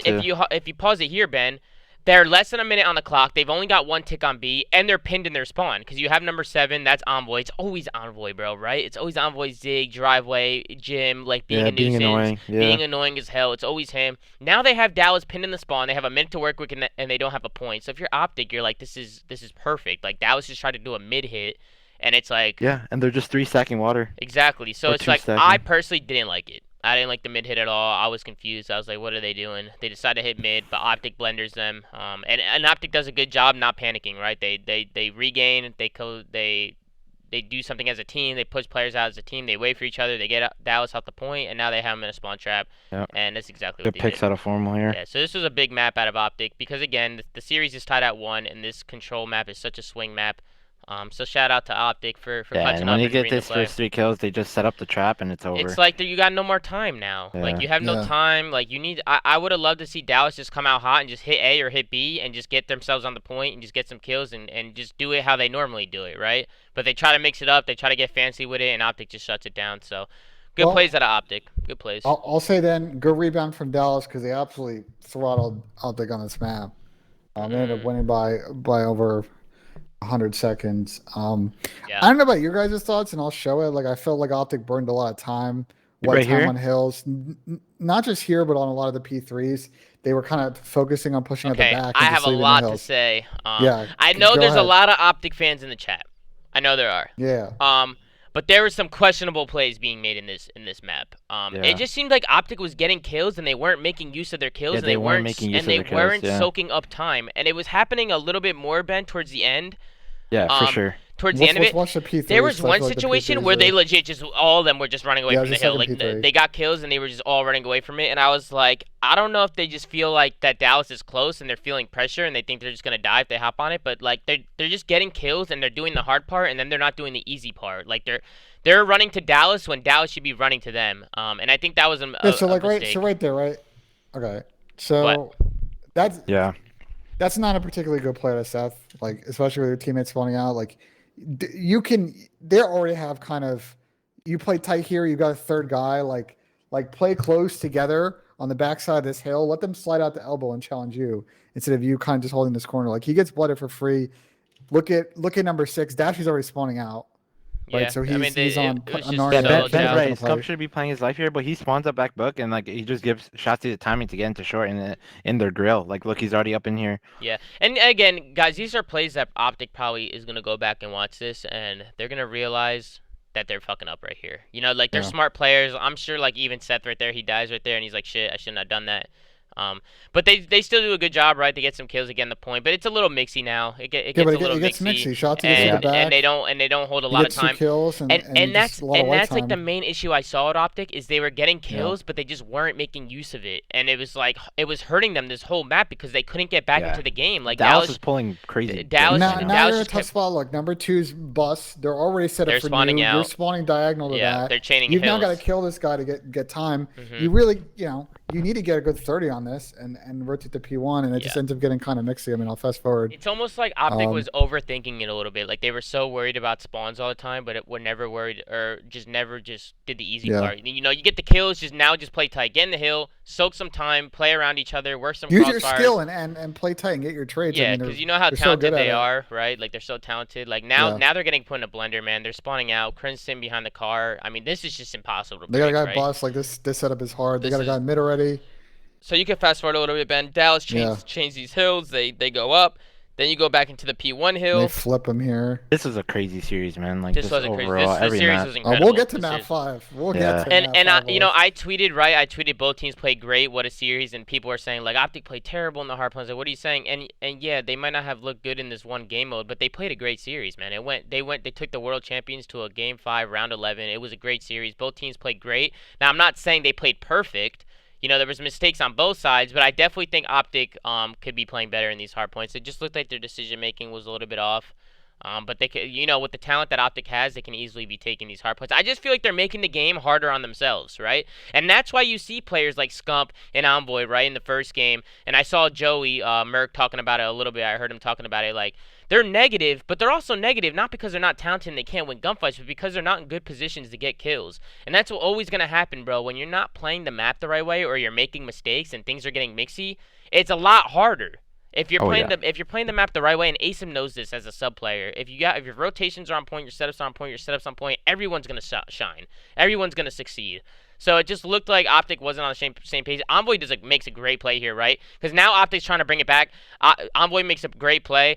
This is where they don't get any time, right? Like Yes, Yeah, I'm, they just I'm bum blown. rush this Like guy. what is this right here? so. We're pushing at every cut on planet Earth. We have a guy pushing out front. You need the Like, soak up okay. time here. You need the Like soak up time. number 6 can sit in the hill and just I watch over. don't mind the push out. Keep playing it because I want to Yeah, see what I agree, happens. Ben, you're right. They He get should the not be kill pushed out here. front. They get Shotzi, and then I'm pretty sure they spawn here, right? They spawn here. Like, Envoy decides to push that elbow. They're still not getting time. They're still not getting time. Now, Crim's in the point. I don't even And think he's not Envoy looking realizes left, it. Then he yeah. realizes it, but then he dies. It's too late, yeah. And it's like, it just looked like, I don't Dallas know. is crazy, pulling crazy breaks. Like, They're- they should not be getting these breaks. They shouldn't be getting these breaks, and it just looked like OpTic just like, I don't know, like you would have loved to see Envoy, you know, he does the hard part. Now just see Envoy get into the hill and just stay down on the head glitches and just look at his front, because you know they're all going to be coming front, and have the people off spawn get eyes on elbow, right? Because they could see it. Like, they could see Yeah. elbow when they come off spawn, and they can crossfire it. But instead, they do soak up time. They get time, but it's not a good hold. You want to get full 60s. You want to get 50 to 60 seconds on some of these hills and get some good holds, and they're just not getting time. Envoy burns some of his streaks. The missile's broken, guys. Yeah, The it's missile broken. is absolutely broken. Right now. People all day have been using their cruise missile, and it's just not locking on. He got a hit marker there. Like, yeah, he what? got a hit marker. He like, it sucks that the missile's broken, bro. They gotta fix that because it's really annoying to watch when people get streaks. Like Envoy does such a good job getting his streaks, and then they're broke. Right, like they're just broken. Here, so now here again, right? Like OpTic's getting kills, they have the bus spawn, but they're still at 116. Like they didn't get any points on this. Like they're not building themselves any time. Like they're doing the hard part, getting rotation and getting spawns, but they're not getting any time out of it. And now you're back in a blender. Dallas rotates, they get good time, they do a good job. Envoy gets a big win right here. Dallas is like the kills in this map are like. Do not addictive as score at the moment, but go ahead. Yeah, I agree. Yeah, no. And then if you're Dallas, right, you know that if you just keep these spawns for P2, you're in the clear. I don't remember how it's played, but you see number 3, right? Number 3 for Dallas, that's Illy. Yeah. He's already backing up. Number 4 is backing up. They're playing for this next hill. Dallas has spawns. Scump gets a big blood, right, coming out of middle, but Illy plays a really good off angle. I was actually in the Faze TeamSpeak when this was going on, and they were talking about that angle. That's a really good angle back there that a lot of people have been playing off rotation. It's just so deep, and you can lock down that whole side of the map, and it's hard to check, and it's hard to kill people. It's just a weird angle, so good play out of Illy, good positioning. Dallas does a good job getting in here. Bruce is trying everything he can just to make it mixy, because right now, OpTic is like, you know what, we don't have spawns, but we got to try and make it mixy. They do end up flipping out. They get some time here, but again, Dallas just comes on. They flood in. And this is winnable at this point. Like, if you're Chicago with that 40 seconds, like, if you got that last 30 and you get a break into P3, like, you might have the lead going it's a different game. Hill. So they just couldn't get holds, guys. You know, OpTic just couldn't get holds on this map, and there was a couple hills where I just felt like they weren't focusing on the right things, and they just weren't playing hill enough. Then right here, Dallas makes a super heads up play. They know that they lose 2 kills, so they just ultimately back up. And even right here, right, I don't even think they get on the hill here. Look at this. Look at this. Number 6 doesn't even get on the hill. They get the kill in the back. They're still not soaking time. Like, number 6 is still not even on the hill. He's trying to play kills. He's singled out here. Like, Dashy's screwed, bro. He's screwed. They're all coming in off spawn. They lose spawns.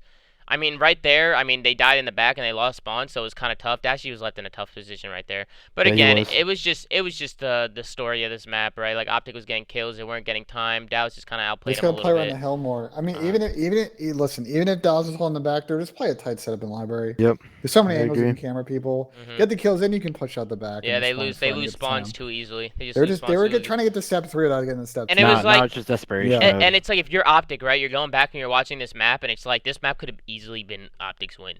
OpTic could have easily won this map with all the good positions they kept getting in, and then just choking it because they weren't focusing on the right things, or just over challenging or single challenging stuff. They kept losing spawns like that. It's frustrating because against a team like Dallas and your OpTic, right, you could win the series right there. You can close it out 3-1. Now you're going back into an S&D, which a game 5 S&D with 2 high caliber teams like this, it's like this is anyone's game now. Like, this is anyone's game, and this was another good one. This game 5, it went round 11. I mean, I made some notes on rounds that we should talk about here. We'll obviously talk about the round 11, but there were a couple of key rounds in this. They were pretty crazy. Again, another checkmate S&D. We saw this all day. We saw this fucking map. All fucking day we see this map. It never ends. People love checkmate S&D. Yeah, we got supreme entertainment. I mean, I think it was some very entertaining matches. I'm not gonna lie. I would just like to see. I'm just tired of seeing checkmate in Miami. You know what I'm saying? I would love to see some other maps in the rotation. Ad Express, Ad Express, well, Garrison is not good. It's just not a good S&D map. It's like teams aren't playing it. It's the worst like, S&D map. We just need more maps. We need more maps in the rotation, especially for S&D. I personally don't think this map is that good either in S&D, but we had some really entertaining maps anyway, regardless. I think this is the most entertaining S&D. I would have liked to see Envoy push that. They win this round anyway. He gets a crazy kill from that angle later in this map. I would have liked to see Envoy just after he tagged Crim6, just hit him out and try and get a kill there, but he doesn't know where anybody else on Dallas is. He probably thought maybe somebody was going to come in and try and help Crim and get his trade, so it's a lot easier to say it now, but OpTic does a good job kind of bouncing back in this round, and Kyler makes a weird play right here. He makes a really weird play. He decides to pick up a sub and go all the way around, but he has to know that they're already on the bomb, right? So he takes the long route. Even if Scump doesn't kill him right there, I don't even think he gets to the bomb. Like, he's. I mean, his only option there, Tommy, he can't hop on the wings though. It's the only play though. Because he gets sound horde. So but he could just hop on the plane and win his one. Like, challenge him. if you notice that in any late round situations, like, people will avoid A or B wing because they want to. Oh no, I understand. I understand that. It's just the way it was. It's situational. There, he had no time. And I'm not gonna judge Kyler too much because he's an absolute nuke on the map, bro. MVP so far this season, and he went off this map. I think he had 14 or 15 kills. It was just the first round. So it was a questionable play. But OpTic goes up 1-0, and then it's just going back and forth, back and forth. Hook is 7-1 and gets himself some streaks, which is crazy. Yeah. Oh, this is what I wanted to talk about, bro. I got some tweets that I want to bring up from some OpTic fans that I was showing Ben that were really confusing me. We're roasting fans on the show, okay? No, I'm not roasting them. I'm gonna educate them. Because I saw a couple of them. And I just want to bring them up a little bit because I saw multiple tweets like this. I saw multiple, and it just didn't make any sense. But to start off, we'll start off with this map or with this tweet. This is the first one. And this is to Envoy's tweet, Envoy's GG tweet, and the guy goes, regain. Hook cheated like a bitch. Opened artillery every round to get pings without dropping it. Gave them a huge advantage. Listen, guys, I don't want to be that guy, but you're definitely very uneducated on how the game works. Okay, you're uneducated. I saw multiple people tweeting this. I even have another one. It's literally saying the same thing. I just saw multiple people, and even that tweet right there got a lot of likes under Envoy's tweets, and I'm just sitting there like, dude, what are you talking about? You don't get ping, bro. You get one ping, one.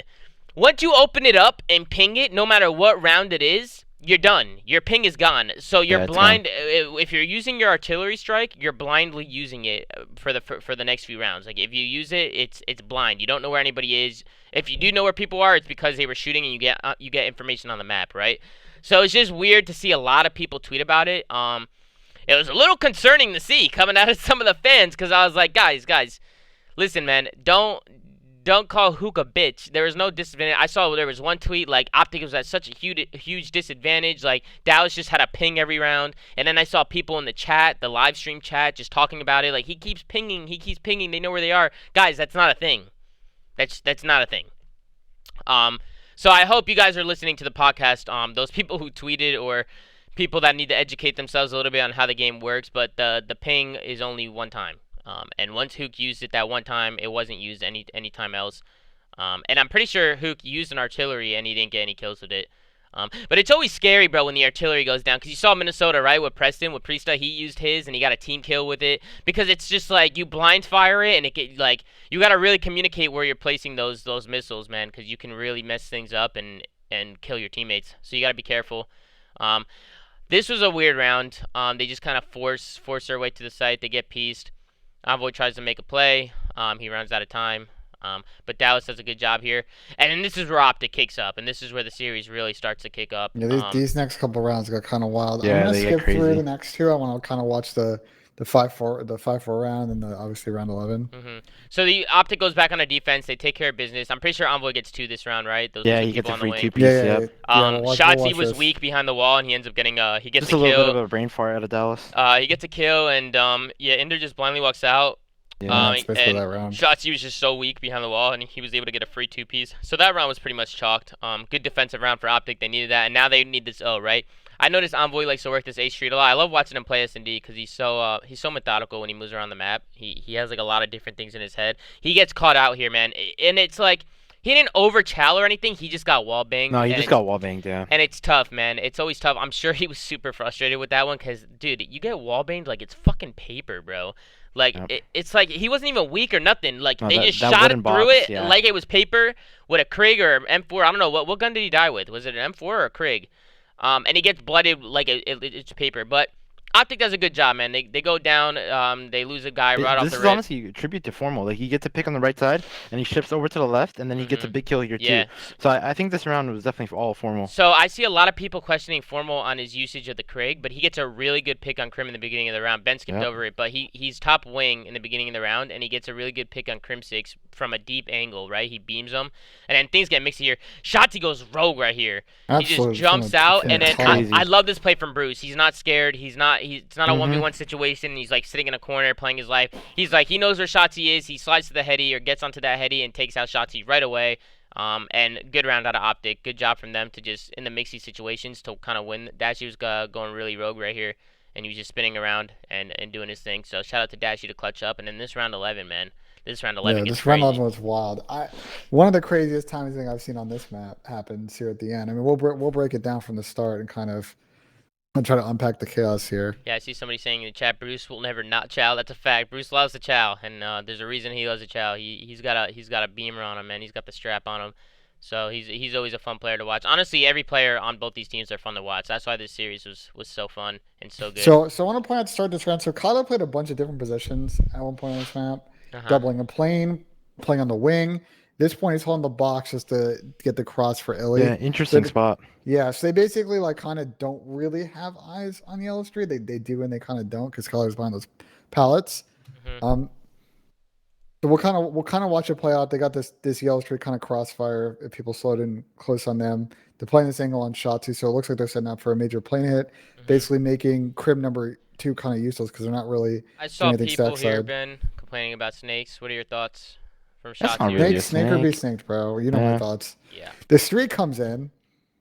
Streaks are tough on this map, so The streaks come in, they don't really do anything. I'm gonna be Yeah. honest, when the streaks are coming down, I get a little nervous, bro. I don't know why. I just feel like someone's gonna get taken out, dude. Yeah. Those Oh, missiles TK. blow up all over the map. Envoy gets a good blood. Formal gets picked, and then it's a good trade out of Kyler. instantly it's a 3v3 situation. Kyler starts making plays on And the then map. right here, I Right mean, here, Crazy timing. man. It's Crazy just timing. COD, man. That's COD timing, This baby. is what's gonna happen. I saw Yeah, Hitch at tweeting its about finest. it. Hitch tweeted about it a little Yeah. bit. He said COD timing at its finest. It's tough, right? But it's also one of those things where, you know, Kyler doesn't just hit down this left lane like randomly. He waits till there's 20 seconds left because he knows Yeah. people are gonna start making moves, right? Yep. So Kyler, at the same time, it's COD timing and it's bad timing, but Kyler also reads the game really well and he knows that it's time to make a move. And Envoy probably knew it was time to make a move, and they missed each other. You know, Envoy goes right. Envoy also shoots at Krim. I mean, I'll go back and look, but that kind of happens once Because they run by each even other. timing regardless, even if Envoy goes to He drives his him into left, 7. now it's a 1v1. So it comes down to Hook versus Envoy in a 1v1 gunfight, and I don't know who's gonna win that. But So he shoots at Krim. So they don't know where Dash is, but they're pretty confident that everybody's in plane. So Kyler's going fast. and then the way they play this now, right? Hook gets a kill, then he gets traded. It's a 2v2 situation. Right off the Envoy gets a blood. He's really weak, but they just run at the bomb. I guess they maybe they thought he was on it. Yeah, they definitely thought he was on it. They were rushing to check the bomb again Yeah. because they just gave up bomb control. I just think, look, like we saw what happened to Temp in a previous round 11 earlier in this season where he played the 50-50 and it didn't work out. Maybe you don't panic as much and you maybe throw some shoulders, try to work the bait a little bit better. Also credit the shot to him, and he plays this kind of close, kind of weird, funky angle, and they get a good crossfire. I don't really Great like. crossfire. I don't know what you guys think, but I don't think they'll play from OpTic is that bad. They just No, didn't it's not really bad use at their all, yeah. teamwork to No. really slide out better. I don't No, really know Shotzi what just else they took the could've done. initiative. No, of it's not watching a the bad hallway. play. Yeah. Yeah, it's not a bad play. You would have just seen you want OpTic to maybe execute it a little bit better because it just seemed like they didn't even have their guns up, bro. Look at this. They Yeah, just no, they were they still rushed they it. just Yeah.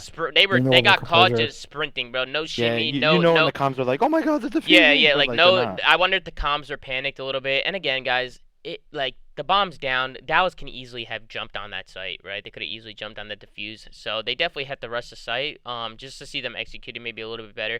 So if you're OpTic, right, and you're watching back, I saw a lot of OpTic fans giving the players hate, right, to their tweets and stuff. Guys, this was a good series from OpTic. They looked shaky in the hard points, but I think that They showed up in the SDs. I think if they go back to their hard points and really focus on what they were doing wrong, because it was little things, man. It was little things on a lot of these hills. It's like if they focus on those little things and just fix their game, they're gonna be tough to beat. They weren't playing at the top of their game, and they brought Dallas to a game 5 round 11, and Dallas is no walk in the park. They're the world champs. So if you're OpTic, there's positives to take out of the series, even though you came back with the L, and you're not out of it. You're not out of the tournament, No, they're man. not at all. They're still in the tournament. There's still a lot to play for. They lost here, but I'm sure you might be able to see these teams meet again. I don't know how the tournament's going to play out. User left your But there's a channel. lot of exciting matches to come up and watch ahead. But shout out to OpTic, man. They played well. Shout out to Dallas. They played well. It just came down to minor mistakes. And both teams were making mistakes. You see how happy these Dallas guys were. User And then joined your to channel. see Hook, Kyler, in his post-game interview, just all smiles, man. Kyler was all smiles.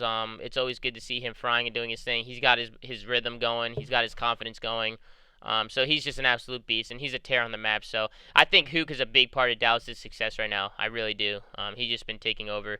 So if you're OpTic fans, man, don't be easy on the guys, man. Be easy on the OpTic guys because they played well. They made some mistakes in the hard points, and they're a really good respawn team, and they've been looking really good in S&D. So if they just clean up some of these little mistakes, which I'm pretty positive they will, These series could go differently. But then on the other side, you have Dallas, who's going to go back and probably see mistakes that they made and fix their game as well. So all these teams, man, that you see in the league are just going to keep getting better and better. But tomorrow we got a day, Ben. We got a day. Well, before we get to tomorrow, I wanted to bring on a special guest. We were talking a lot about their team yesterday. We wanted to get someone from the Minnesota camp on. They have kind of a perspective of sort of where they're at, how they felt about this tournament. We're looking forward. So we're happy to have Brian Saint, coach of the Minnesota Rocker on. Brian, how are you doing today? I'm good, man. How are you guys? Pretty good, man. Pretty good. Just another day, Brian. You know, just another fucking day. A long day of COD, man. A long day of COD. Well, I wanted to talk to you, Brian, because I saw your tweet last night. When I turned off the stream and I was scrolling through Twitter, I saw your tweet, and you weren't a fan of some of the things you were reading in the chat, or maybe some of the things we were saying. I don't really know. So I just kind of wanted to get your opinions on things and just let you have a platform to kind of speak your mind a little bit, because obviously there's a lot of talk around you and the team, right? The Minnesota team. You guys have a really talented team on paper. I still think you guys are a great team, but this weekend it just didn't show, and you guys got eliminated early. So it's always tough to see that, especially because all the guys on there are good friends of mine. So I want to see them do well, but you guys fell short. Yeah, I mean, there's no denying that.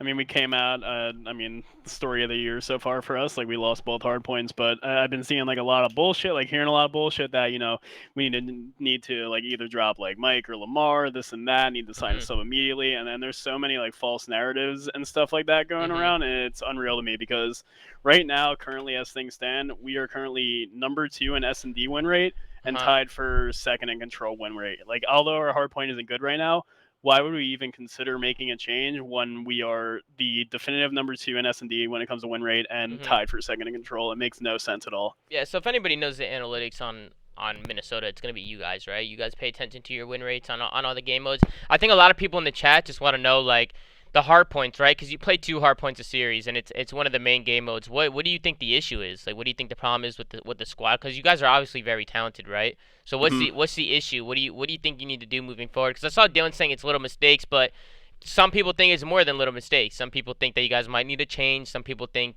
there's just something else going on there. It might be a pacing issue. We were talking about it a little bit on the podcast. But what are your thoughts on it? I mean, yeah, going into the season, into the official matches at least, I think we were just trying to play things way too like fundamentally correct in a sense. Once we started like losing a few hard points, we kind of realized like a lot of the top teams were playing like a lot more loose. They were taking like, a lot more chows and taking like a lot more risks on the map. And I think we were just trying to play things way too passive, which isn't really possible in a game like this when there's slide canceling, snaking, etc., etc. So I think we've kind of like loosened up our play style, and we didn't really have too much time to turn that around because it was during Super Week. We'd only have like 1 day of practice between each match. Yeah. So it's definitely. It's a tough situation. Yeah, it's a short turnaround for sure, and it's not like we're going to scrims every day, getting shit on in hard points. I mean, leading up to the tournament this week, all our scrims were against Atlanta, Chicago, Dallas, New York, and I think we played like one other top 4 team. And our hard point like win rates, I think we played like LAT like once or twice as well. And our hard point win rates on like a few of the maps were like very, very, very positive. I mean, there's only like 1 or 2 maps that we were having some definite issues on, but like even in the games we were losing, they were all super close, and that goes back to our league matches too. Like a lot of the hard points that we did lose, besides the 2 where we had that raid versus New York that was really bad, where ASIM absolutely popped off, and then the Moscow versus 100T in our first match where that shit just went downhill real fast. But outside of those 2, like all the hard points we lost, they were less than 50-point games where we kind of had the lead at the 200-point mark and then kind of just faltered in the last hill. Yeah, no, for sure. And I guess for you guys now, right, you're going to go back and practice and try and just fix your game and try and really focus on what you said, like kind of just not playing maybe so structured and playing a little bit more loose. I definitely think that will help you guys out a little bit, because it does seem like that. It does seem like you guys might be overthinking some things. I don't know. I know you guys have like a lot of personalities on the team and a lot of people who have been doing this for a really long time. So you guys have a lot of smart players. I see a lot of people giving Lamar hate.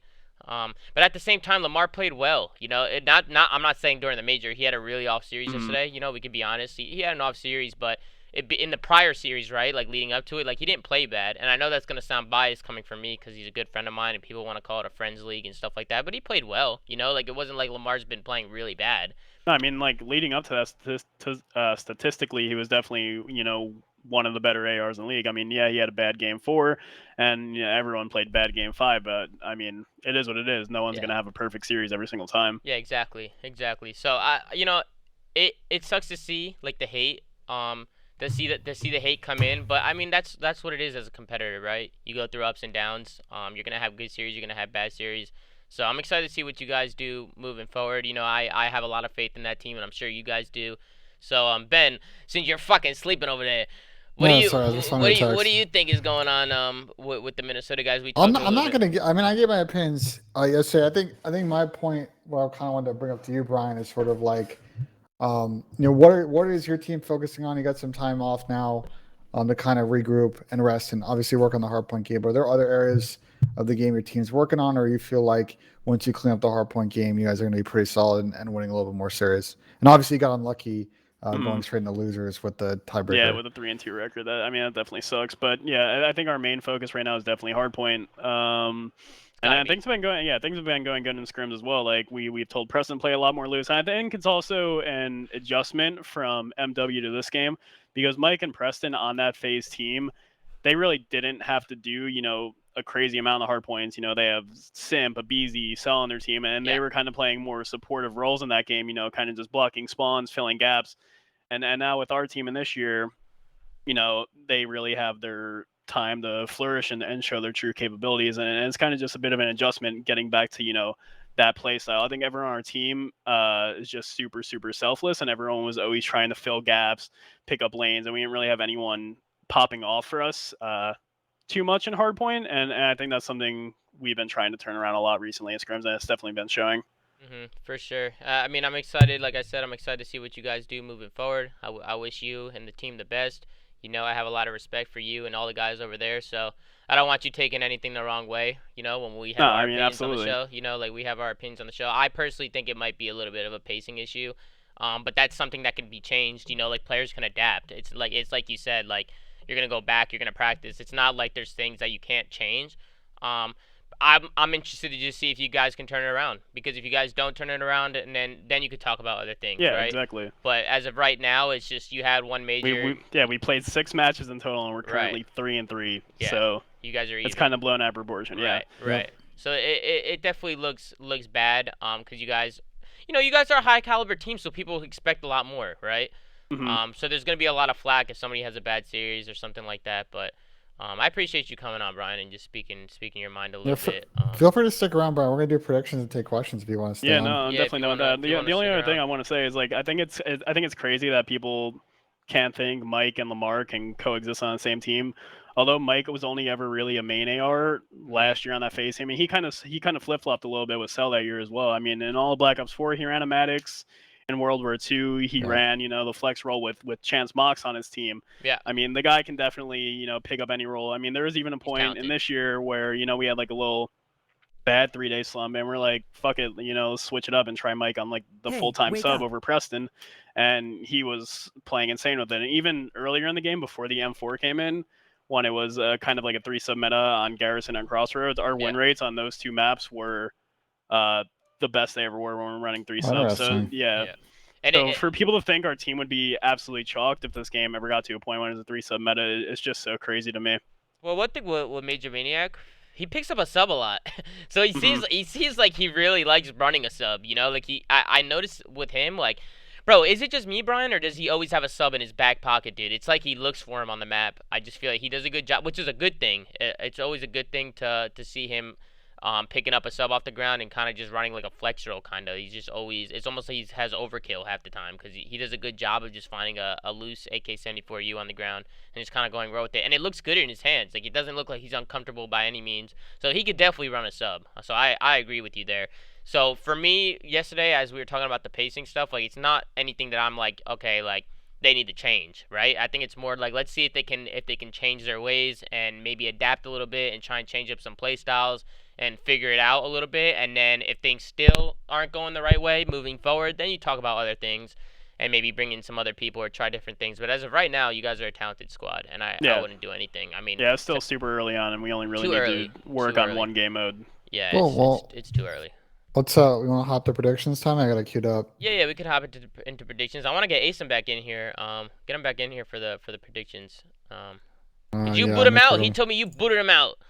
No, because we're doing an That's interview. fucked I up. want it to be intimate. Maybe That's Asim back fucked in up, here. man. That's fucked up, dude. Okay. User Throw me under the Yo. bus, bro. Welcome back, We're Asim. doing Ben predictions. kicked you. Sorry, Did I Ben was kick you out? mid-conversation with Big P, man. That's crazy. Ben kicked you out, bro. What are you gonna do, man? what Ben's are a you loose gonna do? cannon. He's a loose Hey. Just fucking toss under cannon, the bus dude. today. It's all good. No, listen, I'm in here, in and out. You know, like my tradition is, I come in here when we win. If I lose, I ain't coming in here. You know, that's what I I'm like saying. that. So, I like Well, that, man. well, let's I talk like about that. ASM. So first match tomorrow, you us versus against LA Gorillas. us I'm against calling Gorillas. a 3-0 right off the bat. We're gonna come in hot. We finally got the dub going into this tournament. That's all we needed. What The else is fire. Asim That's gonna all we say? need. What else is he gonna Come say? on, man. Like I ain't I losing a map to my old I teammates. think Like, come you on now, guys are dude. gonna win, but I'm like spot LA Gorillas one map. I'll say you guys win Okay, 3-1. all right. That's respectable. I was gonna do the same thing. I could see LA Gorillas taking a map here or there. It could be like a 3-1 or a 3-2, but I think you guys are gonna take it. I think you guys are gonna take the series. I think you guys should take the series if you're playing your game.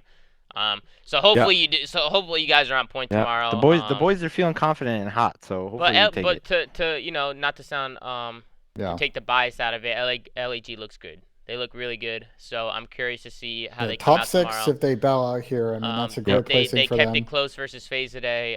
They obviously beat 100 Thieves the other day, so they're a top team right now, and it's not going to be a walk in the park. And Asim knows that, right? Asim's not going to come here and be like, We're not yeah, gonna underestimate them. not No. Yeah. Asim's not going to come in There's here, 3 guys. world What? champions like, on that team. Dude. yeah. Come on. Let's ask 3 world Brian, champs.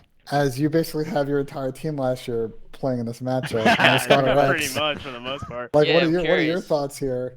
I honestly think the map pool between the two teams is really interesting because I think LAG's good maps are also really good maps for New York. So Yeah, I think it's yeah, going to sure. be a really close series. I kind of want to give the edge to New York 3-2, but I think this one's coming down to the wire for sure. Yeah, it's gonna be a Like good that. match. I'm excited for tomorrow, man. And we only have 2 matches tomorrow, Ben. Is this? No, it's 3. We have 3? So we have 2 Yeah. here. So just for everybody's reference, these are losers bracket matches. So whoever wins these 2 matches will then play each other in the 3rd match to get the And whoever top 3. loses is out. They're eliminated. Yeah, if you so. lose any of these matches, you're done, Joe. So Yeah. So then we have OpTic Chicago versus the Los Angeles Thieves. This is another big one because OpTic absolutely smoked LA Thieves in the classic, right? It was the classic when they last met up with each other. Or did they play after that? I don't remember. Yeah, Nah, so- that was the only time. That was the last last time, time, right? yeah. So OpTic, obviously LA Thieves is gonna come out and try and get some revenge. I'm sure Nate Shot didn't like seeing his team go down like that. All the OpTic fans are on their high horse, so it's gonna be a good one. I'm curious, man. I think it all depends on what kind of Thieves we get tomorrow. Yeah. I still have OpTic taking it. I think it's gonna be like a 3-1. I'll go 3-1 OpTic, but LA Thieves showed a lot of life today, and I know what they're capable of. So this can easily be a series that can go Game 5, and either team can take it. But I think I'll give you OpTic the edge. I'm gonna go with OpTic. So I'm going to say the OpTic wins 3-2. I think this is a bad hardpoint matchup for OpTic. Because as you guys mentioned, Crossroads is their auto veto. Thieves are really good at that map. Thieves is probably not going to want to square up with them on checkmate. And if you look at the map pool of Garrison Moscow, maybe OpTic picks Raid in that situation, then Thieves kind of get one of their better hard points. I think this can go the distance. That being said, if it goes to S&D, gets that Game 5, OpTic looked pretty good in that search mode the last couple of matchups that they've scored up, and I think OpTic will take this in a close series. I don't think it's going to be a blowout. I think Thieves have kind of turned the corner a little bit, and they're going to be competitive here. I hope they are. I hope we I have a actually good think series. checkmate's going to be game 1, to be honest. You think Oh. so? Yeah. We got a hot take, ladies and gentlemen, from Coach Brian Saint. But who do you think is going to take it, Brian, in your opinion? I feel like usually when a team matches up against a team for like a second time, although the first time they played was, a preseason scrim. just a kickoff. Yeah, when the team matches up for a second time, they usually kind of just come out with some fire, like wanting to prove people wrong and kind of get that win. I mean, I'm definitely friends with all the LA Thieves guys. Like, they're in our team speak every day. Yeah. It's a really hard one to It's a tough call. I one. think them getting that 3 over Toronto is going to give them a bit of momentum, and losing a close series is always going to be demoralizing for a team like OpTic. I think I want to give LA the edge 3-1. Well, okay, you're going to go LA. And then, Asen, what do you got? Okay, so like last time we scrimmed LA today before their match, and I don't know, they Shaky. played really poorly against us, and somehow they came out with a pretty like They got hot tucked in by 3-0 a against Faze Toronto. too, so. Yeah, so like they had Who 2 knows, bad man? scrims today, and like Mhm. last time they had a bad scrim against us was before the LAG match, and I kept this to myself, but like I kind of knew that LAG was gonna beat LA Thieves, so like I don't know, like hopefully we see 100 Thieves turn up maybe that win against Toronto really helped them out. Yeah. But I'm gonna call OG 3-0. Oh wow, you're going a straight 3-0. Sweet. Yeah, that's what I'm calling. Yeah, I mean, after how it went the first time, it could happen. I think it all just depends on what these are gonna get. I think OpTic's pretty consistent with their play for the most part. I feel like every time they they are come pretty out to play, consistent, I yeah. feel like they always come out and they do their thing. Today they looked a little shaky in hard points, but that's stuff that they're probably watching back now, right? And they're going back to the drawing board and they're reviewing their film and making sure that they're ready to go tomorrow. So we got ourselves a really good series. So regardless, I'm excited to watch all the players from both your series and the OpTic LA series. I'm just excited for them. And then we got what's the third game, Ben? It's just the elimination. So, The so let's say winners of both. hypothetically, based on our picks, I think let's just say the hypothetical match of Chicago versus New York. Yeah. So that's a spicy That's match. hypothetical. Rematch. Hopefully. Yeah. We can't really do a prediction on a match that's not scheduled yet. Yeah. But based off our predictions, we probably have like an OpTic New York based off what we all said here, but we don't know, so no point in doing a prediction there. But I do appreciate Brian and Nissim coming in and joining the show today, guys. You guys are awesome, so thank you for coming in. Of course. It's always a pleasure. I do want to get some more pros on here, so if anybody wants to come on and speak their mind and if there's anything that's been bothering them, or if there's something they want to talk about, I feel like the flank is like a really good spot for people to kind of speak their mind a little bit and kind of get their opinions out there, just so people out there and the fans can kind of see a little bit more on what's going on behind the scenes, So it's always good to have people come on. I know Octane wanted to come on, so maybe we'll get him on. But we're open to answering any questions in the chat. Brian and Nissim are welcome to stay and answer some questions if you have any questions for them, and then we'll call it a day. So if you guys have any questions. People want Big P. Big P, if you're watching, get in here. Yeah, if people, I know Big P is in this team speak as we speak. He's definitely lurking. I know he's listening to the podcast. Let me see. I'm gonna say come through. Let's see if he comes. Yeah, we won't get into we won't get any drama with Big P, but we can have him in here to come say what's good. It's always good to hear Big P's voice. Someone asking the question, how do you feel about the G8 contest spots? Well, yeah, that is a good question because I never heard about that spot. Yeah, that Brian, spot I always thought that spot was fine. I want to pull this up. I really want to pull this up. It's just you're around. Alec basically, to be fair, Alec basically tweeted about it yesterday. Apparently, Ali Gorillas used that spot versus another team against Dallas, and there was a lot of he claimed it was in a practice match against Dallas, and Dallas left because they're super angry about it. There's a little bit of cross wires here, and Ali Gorillas a little salty after they got 3-0'd. If you really think about it, Ben, what Alec is playing is a really risky spot. He's a free kill if they just go backstairs. So I don't know why Doug, the analyst for LG, was so Doug's mad. usually pretty solid on Twitter. Do you have the tweet, Ben? Because I can't find it. But this is interesting, chat. We're gonna pull this one up because this one made me laugh. I'm gonna be honest. This one made me giggle a little bit.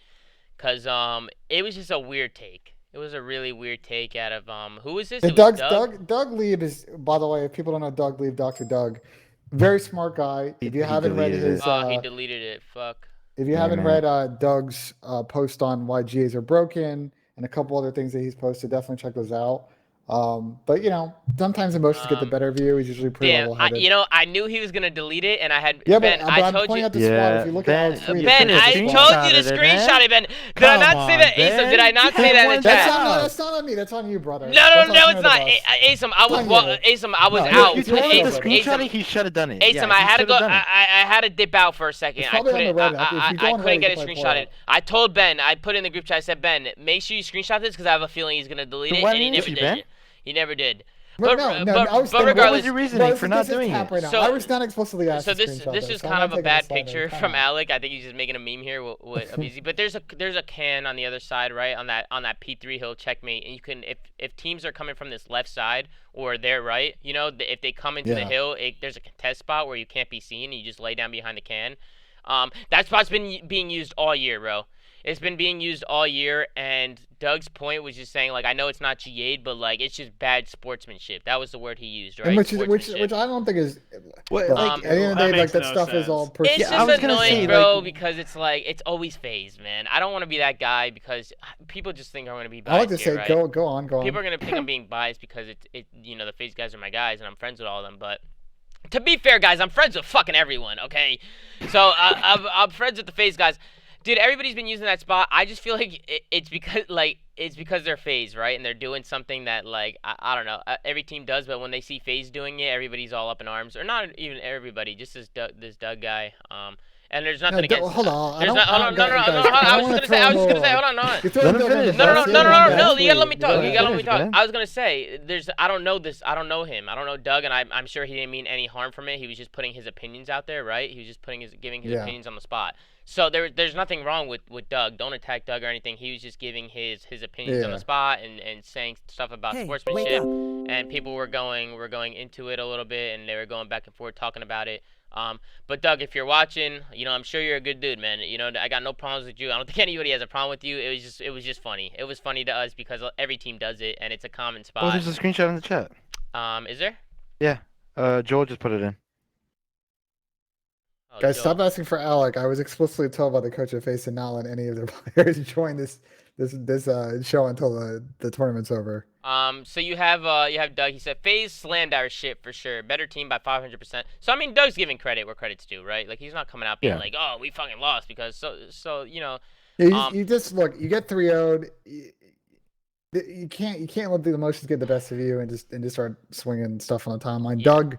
Doug will learn from it. Yeah. He is usually very buttoned up on Twitter. But he made said a one-time mistake. he said Faze slammed our shit for sure. Better team by 500%. Yeah, But free playing the hedge. contest spot barrel on checkmate is plain bad sportsmanship. Don't care if it's G8 or not. Don't care if we lose by 100 or win. This is the spot that Alec was in.